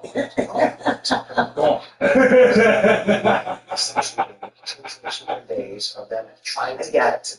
What makes you think gravity on the moon has that much access to where they can slingshot around? Of coming back home. You know what I'm saying? What's the next chapter? What makes us think that they don't see shit that we ain't seeing and they ain't gonna report? Right? You know, here at JSC, or like, we don't see UFO 1, 2, 3, 4, 5. That's going to take about 5 more days. Friday, they're expecting to That's right. down here. And then when they get splash down, and you know, they have splash down. Why not? And they used to be epic parties. When I talked to Apollo controllers, they used to go out. There's a bar here, not far from JSC. They would all, it was a legit party, and they would all go and have a great time. Because during the mission right now, it's very serious stuff. You're tasked with Kiki, if I get up and get in the shower at 8 o'clock tomorrow morning, am I going to be in your way of getting ready? And they have a good time. And, you know, when we're driving into Houston, That's why I get up at 7:15. Friday night, we were at JSC. She leave, bro. So, What time you leave? it's not just from JSC. I saw About 8. museum next door, the Space Center in Houston. They're planning things space Like blackout. 8:15. There are other museums in Houston doing that as well. So it's going to be a collective excitement. Mr. Lisa goes to school tomorrow. As they No, go she has back, like, you know, the next few days, they're She's going to like, be guiding them back to doctor's Houston. note for If they come back, I can be sure of that. It's going to be a big party. They're celebrating their return to Earth. Oh, I'm sure they'll report it retired. Right, there's actually plenty of okay, those spots. Let's bring it forward and ask the astronaut Susan Kilway. Susan, you have a unique perspective on what's going on up there right now. Tell us what's going on through the minds and hearts of these astronauts. You know, I don't know if you noticed, but right as they were going into launch, right, the Earth is cold behind the moon at present part, and I was just in awe watching the Earth set. There are so few people that have actually seen an Earth set. But that was quite beautiful, and amazing photographs of that moment. And now they're still busy. They're still doing their own space, even though they're not in contact with the control or the science center. They're still doing their science. And pretty soon they're going to get sure though, a eclipse of the sun. So See the solar corona, and they're going to get to see the Earth rise. for that. So this is a really For exciting one, time they're the first one to do for all 4 of them. And you know, it opens the door for humanity. Right. 24 missions It's like they're seeing views that nobody has ever seen. Right. that went where they Like that whole crescent. Earth? Right. or 24 That's weird. That's That's weird to say. You know, we see the Earth. Right. We see it across the moon all the time. Very But we see across the Earth. Right. And this is the first time that everybody has seen it. Because, just like we said, Apollo mission, when we landed on the moon, and we just straight shot. We were going straight to the moon. So we did never see the backside. So we just see Earth in full form. But now we're seeing a whole different variation of this shit. Right now, actually, To where communication. I don't know. If I was with the college, I think I already listened to But like then you this. still see some things. Like I thought of the crying. It's not really the dark side of the moon, it's the far side of the moon. We just don't ever get to see it from Earth. So they will still be able to see some things. The sun is still out there, although they are Yeah, going you to gotta watch the slower tubes and the tubes just float. So Right. that'll be exciting like that. You know, they're still doing their job. I suspect the 2 backup astronauts that aren't in the windows right now are probably enjoying a meal or a snack. And, you know, they're taking a little bit of a break during this time just because they have less to do. But also imagine there's still eyes peeled out the window. Now the astronaut, I'll go ahead. So already. I would be. I'd have my eyes in the window. I mean, this is a once in a lifetime trip, and you don't want to miss anything. No, you definitely do not. I do want to talk about this one aspect. These astronauts, they Try them at the window. of Apollo landing sites. It's truly a moment where the past meet the present. So what are the biggest differences, aside from the fact that we're not landing on the moon again, between these two missions? There is quite a bit of difference because they're much farther from the moon, and so they're able to see the entire of the far side of the moon, whereas no other person has ever experienced that. And they're not orbiting the moon over and over again. They're just doing this one time around the moon before they head back to Earth. So it's not like they can miss a point. It's this part of the moon. They need to be looking at the moon the entire time they have it in the window, because in a few hours they're going to be accelerating pretty quickly back toward Earth. Yes, they will. Susan Kilby, thank you so much for that analysis. More special coverage ahead on the Artemis 2 astronauts traveling around the far side of the Earth's shadow for the temporary communication blackout. So think about it.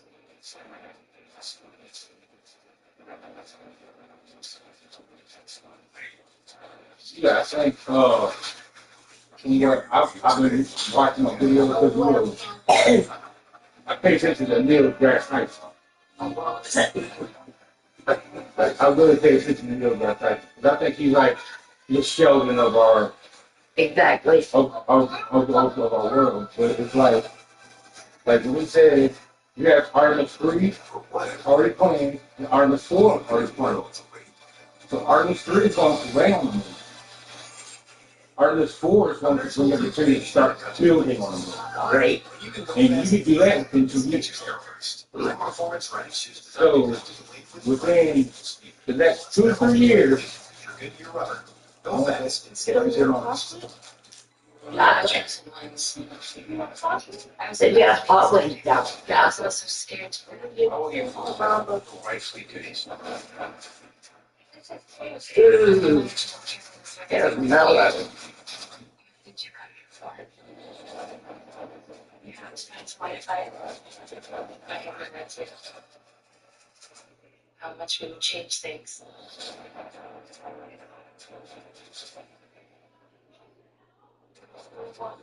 leave it alone. that's a very different. It's the most powerful road to power. Nissan, #1 in vehicle quality. We were the chosen ones. I was supposed to be ecstatic, but I was also scared to death. How will you fulfill your wife's decrease? I imagine Karen is very different from you. What did you come here for? We have to find Wi-Fi. I have no idea. How much you would change things.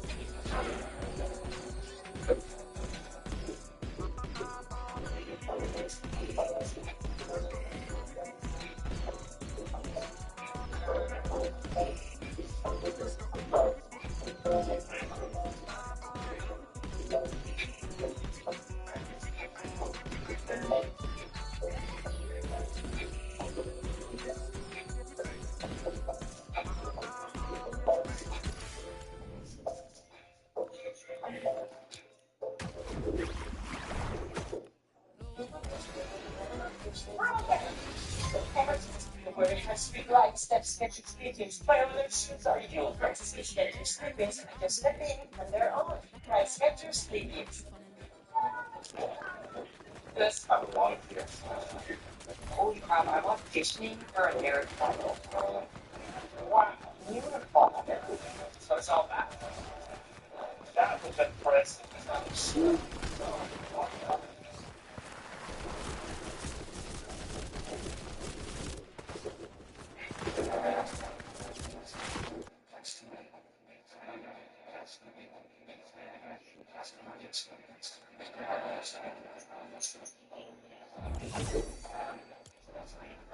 I'm Monica Jacci, New York. This is ABC News Live. Artemis 2 mission to the moon. Welcome back to our friends joining National Geographic. The astronauts now making their high-stakes slingshot journey around the far side of the moon. The first humans to make the trip since Apollo 17. This is the point at which the crew is making their closest approach to the lunar surface, traveling within just more than 4,000 miles. And now a temporary communications blackout until they emerge around the far side back inside of Earth. Four astronauts making history, extending their record for the farthest human journey ever into space. Pilot Victor Glover, now the first black person to travel to the moon, and mission specialist Christina Cook, the first woman. The critical maneuver right now, sending the team speeding at more than 1,000 miles per hour. Let's bring in ABC News transportation correspondent Gio Benitez. Gio, what a time to be alive. Just incredible that we're in this moment. And I know that people hearing that blackout period of 40 minutes, it's nothing to worry about right now. Everyone was always expecting it, but we sure are. We can't wait to hear what they have to say when they come back on the other side of it. And no doubt about it, I don't know if you noticed, right before we lost that communication, you actually saw the moon. But then right behind it, really small, you actually did see planet Earth. And that was that first image where you saw Earth in focus there. And it's extraordinary. That's extraordinary. There it is. The image right there. They're all the way on the right side of your screen. That looks like the present moon. That's actually Earth. And then you have the moon right there. Obviously, they're approaching the far side there because it's so dark. All right, we just got confirmation the crews that the closest they are to the lunar surface is about 4,000 miles from it. You spoke to astronauts who run a mission like this, similar types of missions. What do they see things like from their perspective? Well, what's really cool on this particular case is now I'm going to be able to speak with astronauts who actually travel to the moon. But what's so cool about this is when you're actually going through space, a lot of them are talking about this sleep that's indescribable. These are the things that they actually be talking about because they're in complete weightlessness. In fact, Christina Cook said that she was sleeping like a bat and upside down there inside the spaceship. So those are the things that they remember for sure, but they also remember looking down on planet Earth and seeing the blindness.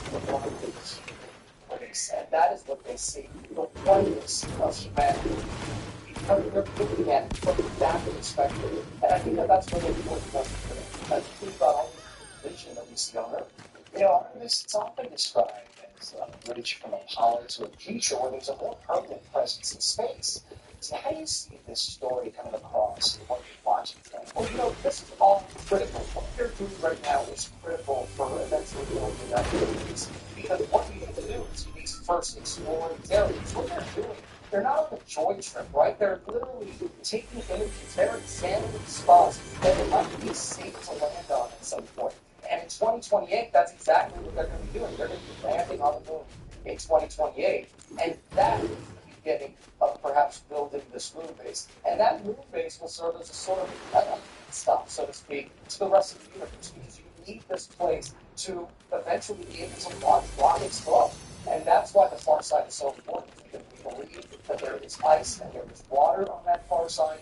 And that is what we need to eventually build some sort of this. Now, we're about 20 minutes until the communication is restored with the Artemis. Obviously, at that point, they'll be on the other side of the moon. So what happens to the mission at that point? So from that point, they begin that journey home. And they start going back probably faster toward Earth because they're being pulled by Earth's gravity. And so that's going to be something that they're going to be interested to see how the spaceship handles that. But they will return to Earth by Friday. So the plan right now is to splash down on the surface on Friday. That's the plan. We don't expect any change. And what's kind of interesting about this thing, even if, and this alliance has been performing extraordinarily well, but even if there was some sort of failure, Earth's gravity and that pull, that gravitational pull, will still bring it back to our atmosphere. So that's what's really interesting about it. Yeah, it's just that, I don't know what that, it's a place not. The Artemis program, how this first flight marks the first step toward a long-term return to the moon, as well as the future missions to Mars. ABC Melissa Dunn joining me now. Melissa, so great to talk to you. Okay, what's this flyby period so far? What more can you tell us about the cruise on the way home? It's incredible, right? So it's going to be several days of preparation for the Artemis 2 crews to basically journey back to Earth. It's a process. Essentially, once they exit the lunar sphere, they will then have to basically test the spacecraft. This is important, right? Their manual piloting, their maneuvering capabilities. All that, then the crew will also need to build a radiation shelter. This is basically to protect them against any possible solar flares when they do journey back. Then on Thursday, that's going to be their final full day where they prep for Friday's re-entry and study their splashdown back to Earth. Can you talk to us about that splashdown and how we're anticipating the crew's return? Absolutely, it's really exciting to think about the Artemis 2 and that basically major splashdown. It's going to happen off the coast of San Diego. As Gio was saying, it's set for Friday around 5 o'clock local time. What's really interesting here is we're talking about these recovery teams that's going to basically be retrieving the crew, and it's all going to be with the help of the U.S. Navy. They're going to be using helicopters to bring them to a San Diego warship. That's the USS John P. Murtha. They're going to be docked out of the Pacific Ocean waiting for that moment when they splash down. Then they can retrieve the astronauts. Once everyone is on board, that's where the astronauts will undergo post-mission medical evaluation, make sure they're safe and healthy before taking them back to shore and returning to NASA's Space Center in Houston. And look, there will be watch parties and all eyes all over them happening across the country and, of course, in San Diego, where the splashdown is taking center stage. There's going to be a really special watch party hosted by the San Diego Air and Space Museum. That's where families will get to watch live this dramatic splashdown in the Orion capsule. Now, Melissa, we talk about Artemis 2 paving the way for a lunar base and travel to Mars. So, how is it all going to happen? It absolutely does, Ike. And you think about it, Artemis 2 celebrates humanity's literal next step towards the moon and any future lunar trips, as they're working basically to put together and establish that base on the moon. But this is also key for deep space exploration, including NASA's plans to visit Mars, right? Something that sounded so active. So to send humans to missions like to Mars. So honestly, it just totally makes me think, what else is out there? Alright, Melissa, thank you so much for that. Astrophysicists, science educators, say thank you again for the special. Now, if you had to pick one measure for the study, it's why I these two. What would it be? Oh, man, thank you for the softball question there. I tell you, I'm not going to answer your question, man. I'm just going to. What I'm going to say is Christina is really racking up the records, right? She has a record for the longest woman, the American woman in space. Now she's going older than any human. But as far as the science goes, I think that, when you are engaging in an endeavor like this, you're looking for the unknown, right? You're gathering the data, and when the data gets back to the people back here, the planetary geologists, they're going to pour through it, and they're hoping to find something that they did not anticipate. And that's one of the problems with modern science. It's not a problem at all. The problem is that we do things so well that quite often we go somewhere and we see what we expected to see, right? And so, because we've already modeled it in our computer. But then sometimes when we go to a place like Pluto, we discover that, no, we got it all wrong. And then you open up a whole new era of study for a whole new generation of scientists. And that is the best outcome. If you go up there and you find that, hey, here are more big mysteries, that is what all the scientists salivate over, that moment. So, how does this mission move us closer to the science we want to do on Mars and beyond?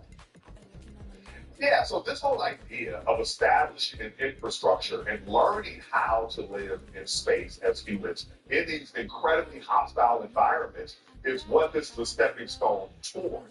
And so the more we do that in this piecewise fashion, one step at a time, we're eventually going to be there, right? In fact, Mars is in some ways a friendlier environment than the moon. So if we're able to establish a permanent presence on the moon, I think that, doing it on Mars, that'll be a longer trip back and forth. but I think that means we'll be able to pull it off on Mars, a place where the temperatures will be warmer, there will be some atmospheric pressure, we've had already water discovered there in more abundance than we've discovered on the moon. So I think that establishing this infrastructure on the moon is really going to make a giant leap forward to us surviving on Mars for a long-term duration. So I think I gotta ask you, what kind of data or imagery are you and your colleagues looking forward to get your hands on as this mission is finished? Well, the best type of data is actual samples from the surface, and so I've had a lot of colleagues. I don't work directly in planetary geology myself, but I have had colleagues that are good friends that work with some of the lunar regolith and their experiments, and that type of work is really exciting because then you can make actual measurements of samples from different sites, get different insights about the history and the makeup of the moon. And in this mission, they're using colors as an analog for that. They're not going to be able to treat many samples. And then you have cases sometimes, like with the asteroids that have recently returned material to Earth, like from Ryugu, where you find organics, right? So if you can find organics on an asteroid, of course you could probably find them on the moon. And then what does that tell us about the possibility for life elsewhere in the universe, especially in water-rich areas like the moons of the outer planets, Jupiter, Saturn, Uranus, and Neptune. Our universe is vast, it is diverse, and, we know life exists because it exists here on Earth, but understanding, how it all plays together, how the water on Earth got here, how life on Earth got here, we're going to get those answers by studying these other bodies in detail, and that is the process that we have begun. All right, I actually want to say thank you so much for that analysis. Let's bring in Jim Bell. He's a professor of Earth Science, Earth and Space Exploration at Arizona State and former president of the Planetary Society. Now, I gotta ask you this unbelievable moment right here. Nobody under 55 years old has ever witnessed what we're about to see here. What will this moment mean for history? Well, I was just excited. Susan mentioned when That's the Earth. Went behind the moon, the Earth stepped behind the moon, and that means when we come out to the other side, the Earth will rise, right? And many people of a certain age remember the famous Earthrise photography from the Apollo 8 mission back in 1968, and how transformative it was to that generation, to our society at that time, to see our planet, this fragile disk in space with a thin atmosphere, and realize that we are indeed all together on this one special place. And I think that kind of a moment captured now in high-def, high-res digital video is going to be pretty spectacular. So I'm really excited about seeing those images of it. Jim, how important is international cooperation when we see missions like this? Well, NASA works with many, many other countries around the world. Of course, we have a Canadian astronaut on board, the first Canadian, first non-U.S. citizen to travel to the moon. That's super exciting. You may remember that the Canadians built the famous Canada arm on the space shuttle. Many countries around the world, European Space Agency contributing very important components to this mission. Other countries, as part of the Artemis Accords, have agreed to participate in not just current exploration, but also robotic programs and future human exploration. So, the more neurons we can bring in from all these different nations, perspectives, and experiences, I think the better off we'll be as explorers. We're less than 15 minutes now, or about 15 minutes until we get the communication back with the Artemis 2. When we see the Artemis 2 emerge from behind the moon and we can essentially see them again, what will that moment mean to you? Well, it's one thing to know that, the laws of physics and Isaac Newton says it's going to happen, and that's mathematically correct, and nobody has any doubt scientifically, but also just emotionally. To know that there are 4 people who are completely and utterly disconnected from their entire species right now at this very moment, and then they will emerge and flown home. And then we'll be back together. I mean, they must be, I can't even imagine what they're thinking. The combination of isolation, excitement, they're working hard. So many things have to happen during this time. It's going to probably go by like that for them. But I think they will be, I'm guessing, as glad to hear from all of us as we will be to hear from the four of them. Now, Jim, we just had confirmation that the crew is now at the maximum distance reached from Earth. What does that mean to you? Well, let's think about it. We hope they didn't turn around. It's our nearest neighbor space. It's our celestial companion, right? And still, which rockets that we can send. It still took them 3 days to get to this closest port of call that they could get to, right? So space is vast. And the fact that, most astronauts have traveled in low Earth orbit, very close to the Earth. I like to imagine if the Earth was a basketball and you had a dime and you held the dime up onto the edge of the basketball, the top of the dime is where low Earth orbit is. That's where most astronauts have been. But a small number of people, I think Susan said it was 26 or so, people have now traveled way beyond that dime, way out into deep space, 250,000 miles away or more. And of course, they're setting a record. Some people will come after them and set new records, of course, and will eventually travel on to Mars, asteroids, the outer solar system.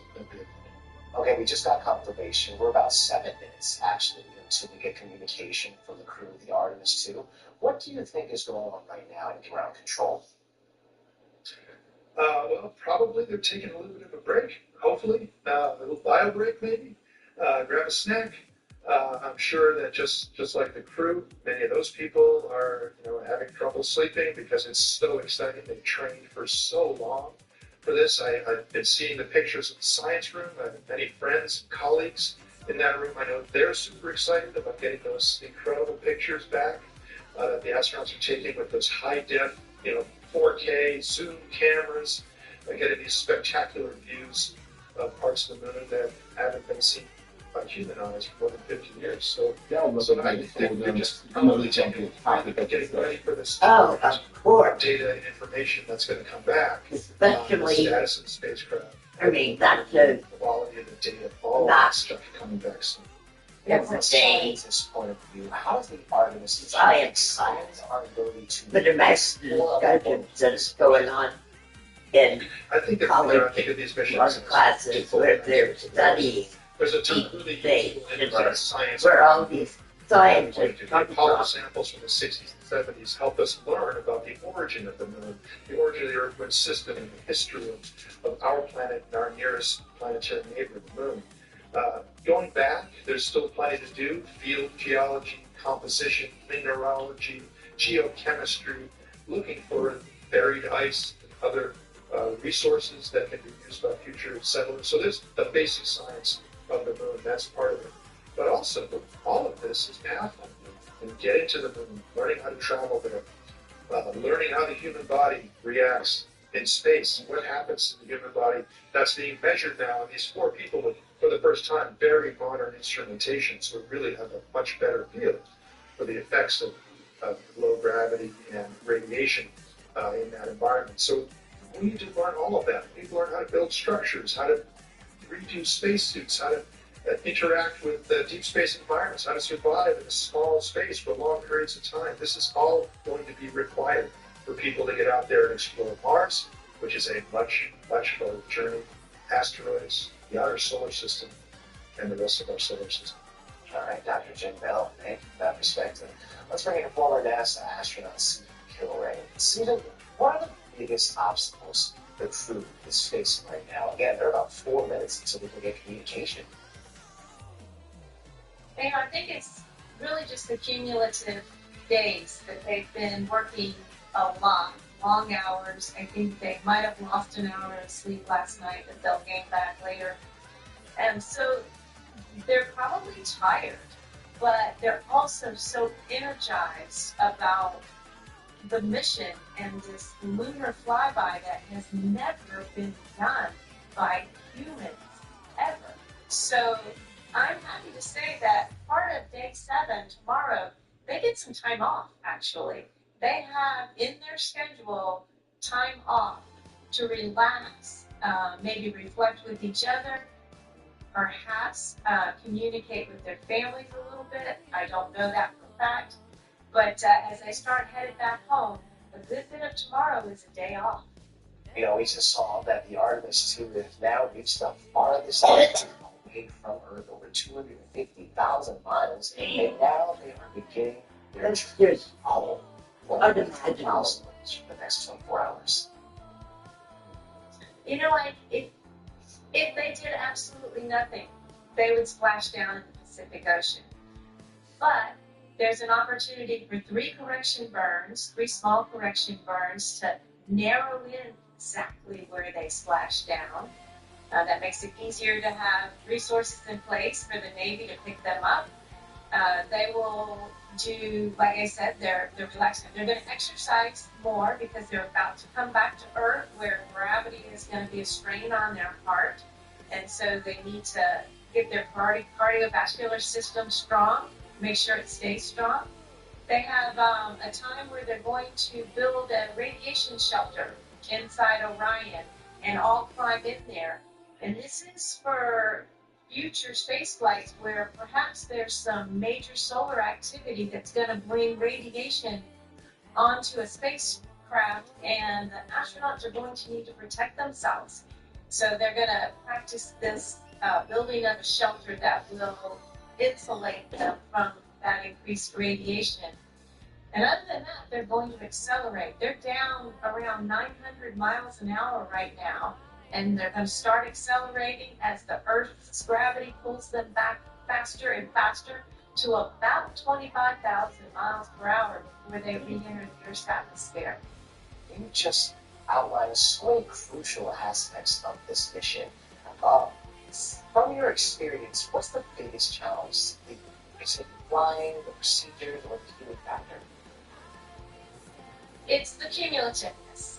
All of it combined together. Nothing in and of itself is that challenging or difficult. It's the fact that, one, they've been training for years at a high level, and now they're doing the mission at a high level. It's cumulative.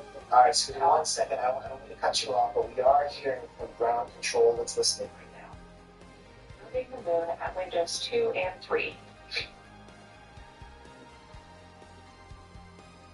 One crew member is in window 2 with a blue shroud over the window, taking photos and using an 80 to 400 millimeter zoom lens, while the other astronaut is in window 3 using their portable computing device, also known as a PCD, to make annotations. And both of those crew members are making audio recordings of what they are seeing. They are wearing headsets connected to their PCDs, and those audio recordings are being sent to the science team tonight. We are not hearing those live. However, we have been hearing quite a lot of great descriptions from the crew who have been serving as the support. Right now, the support team members are Reed Wiseman and Jeremy Hansen. Those team members are providing science sit reps, situation reports, calling down a few times each hour to discuss what they're observing. And even though we're out of contact with them right now, they are still conducting those science sit reps as they'll be available once they come back around the moon. The situation reports include how the crew is positioned, any missed targets, or anything unexpected they saw. They're also including lunar target descriptions, any hardware issues, and their emotions and reactions.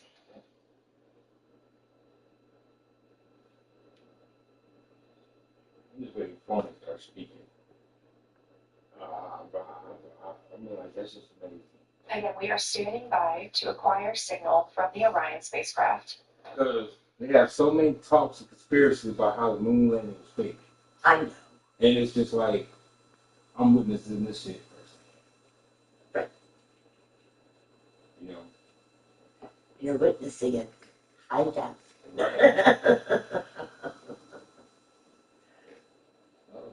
it's starting to get back.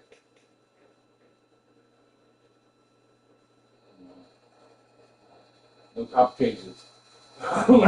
You see, we're off in outer space somewhere and come back. To regain communication with ground control any minute now, we should hear then crossing around the far side of the moon, again, starting to see Earth again, where they will regain communication with ground control.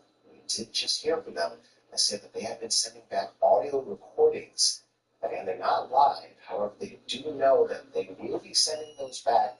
We're in the Artemis Mission Control Room at Johnson Space Center, getting our preliminary contact with Orion, that acquisition of signal coming after a 40-minute loss of signal, during which the crew was flying behind the moon, out of contact with anyone on Earth.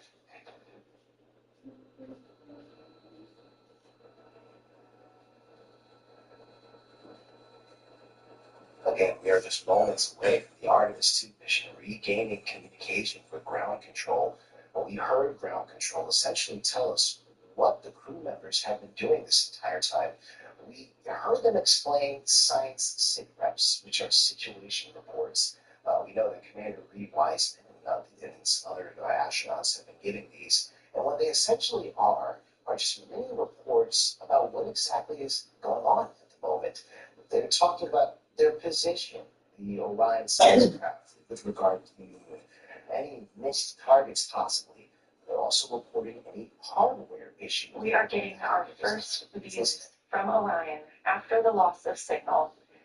Orion has come back around the other side of the moon, and that little crescent that you see is Earth, over 252,000 miles away. Again, the signal has been restored. We are hearing from ground control that they have demonstrating that the lunar flyby continues, but Orion has also technically begun its journey home.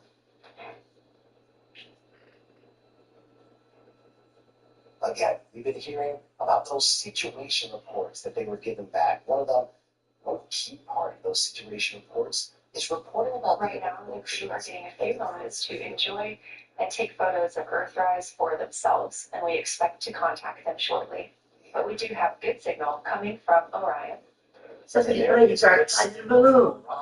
Taking I know they should have played Dark Side of the Moon. I mean, when he died, that guy that went up there all day playing Rocket Man. And now they are making their way back to Earth using the moon's gravity to help them slingshot right back to Earth, where they will make that splashdown just off the coast of San Diego. Let's bring back in Susan Kilroy. I'm so hoping they play Rocket Man. Now, let's give us some perspective. We now heard that they've officially regained communication with the Artemis 2. Well, what's going through your mind at this moment?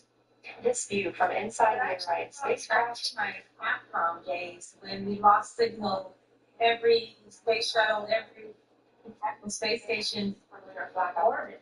We lost it for only about 5 to 10 minutes with us. We anticipate during that. But I would, these I are predict in the next 6 months, SpaceX is going to let me. Now, we are just getting our You think? first images from inside the Orion capsule. We are starting The fact is, Elon is thinking, that they are starting to with ground control. Those what, national this shit. Now we're going to land on this motherfucking moon. Let's go. This is fabulous. They got to take time to all look at the Earthrise as they came around the moon. And now I know that they are a combination of sad to be starting their journey home, but also excited to be going home to their loved ones. And what does this big moment mean for humanity as we've now...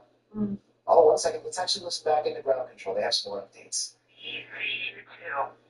While we burned and burned towards the moon, we did not leave Earth until we did it.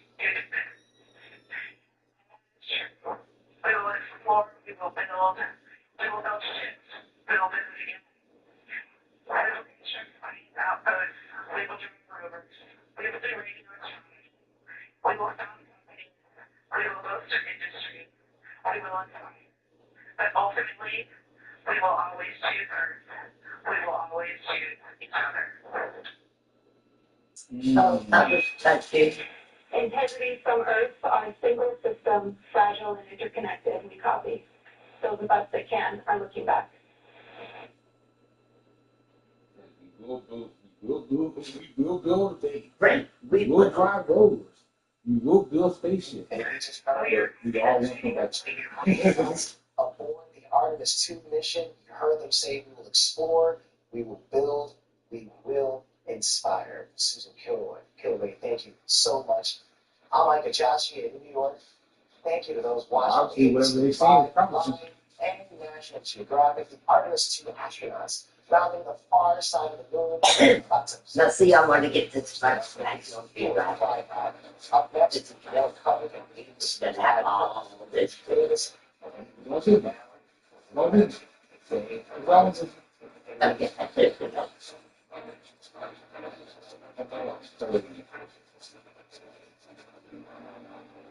Fucking did it.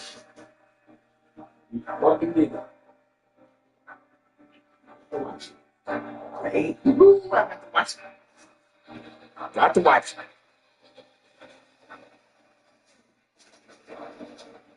I'm also a Morgan. Every time one of my children started driving, it was terrifying. Thousands of accidents happen across the country. We see it every day. If you book about to say it again. Call us, Morgan and Morgan, or thepeople.com. So it's like, when I was in school, it was like, you landed on the moon. Missionary to the people, blah, blah, blah, blah. Now it's going to be like, nah, now we went around the moon with these people, this progress. And We're your local choice for top it's going to be, now we're about to land back on the moon. Right? Now we're about to start building the base. Now we're about to start building rockets. What you need to know.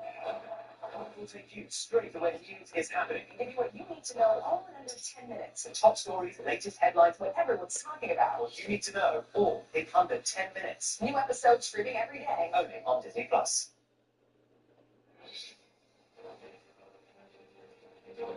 See if you can still out the single so we can hear.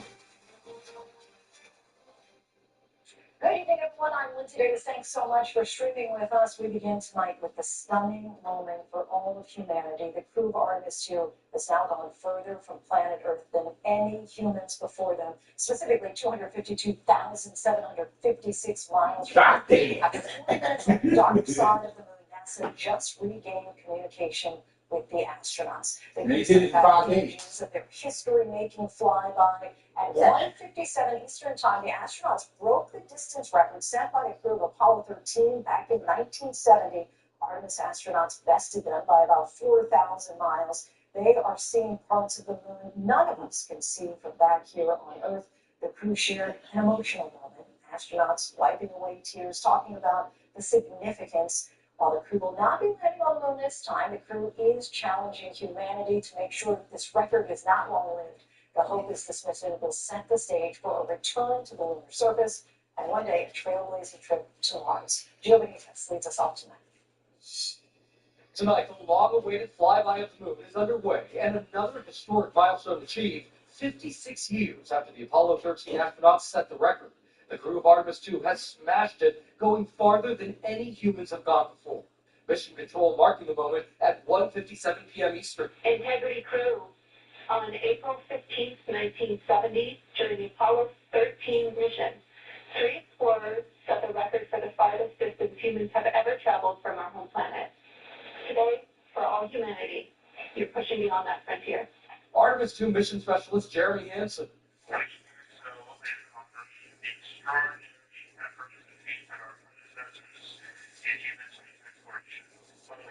Most importantly, choose this moment to challenge this generation and the next to make sure this record is not long-lived. In an emotional moment, the team embracing after suggesting naming one of the unnamed craters on the moon in memory of Commander Reed Weissman's wife, Carol, who died of cancer. There's a bright spot on the moon. And we would like to call Carol. And you spell that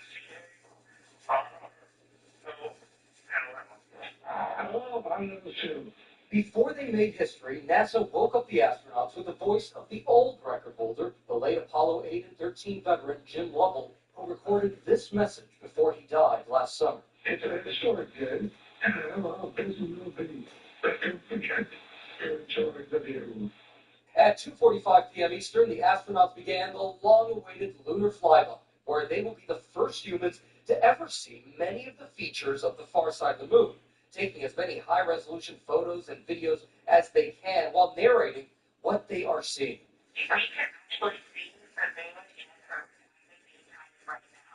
All the while, the spacecraft sending back live images of the moon from cameras mounted on the Orion solar array wings. Around 6:45 p.m., as expected, Mission Control lost contact with the spacecraft as it passed behind the moon.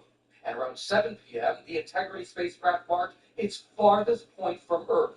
Finally, around 7:30 p.m. Eastern, contact between the crew and Mission Control was reestablished.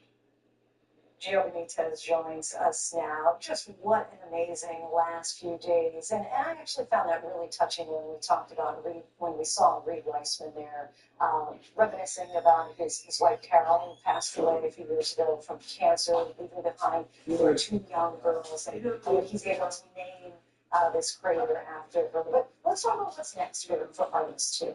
Well, what's next is that problem is that for them, they begin that journey home. And that's the problem here. But it's also good because now we can get that data. Oh, okay. Those images. That crater that wasn't named. And so that's what it means also is that they are seeing parts of that far side of the world that they have never seen before with human eyes. So they're making history in that way as well. They're taking photos. In fact, they're taking photos for National Geographic. So these astronauts are explorers themselves, and they are taking these images of those spots and perhaps even using those images to determine where humans should land in 2028 when they intend to land there on the lunar surface. And so when they land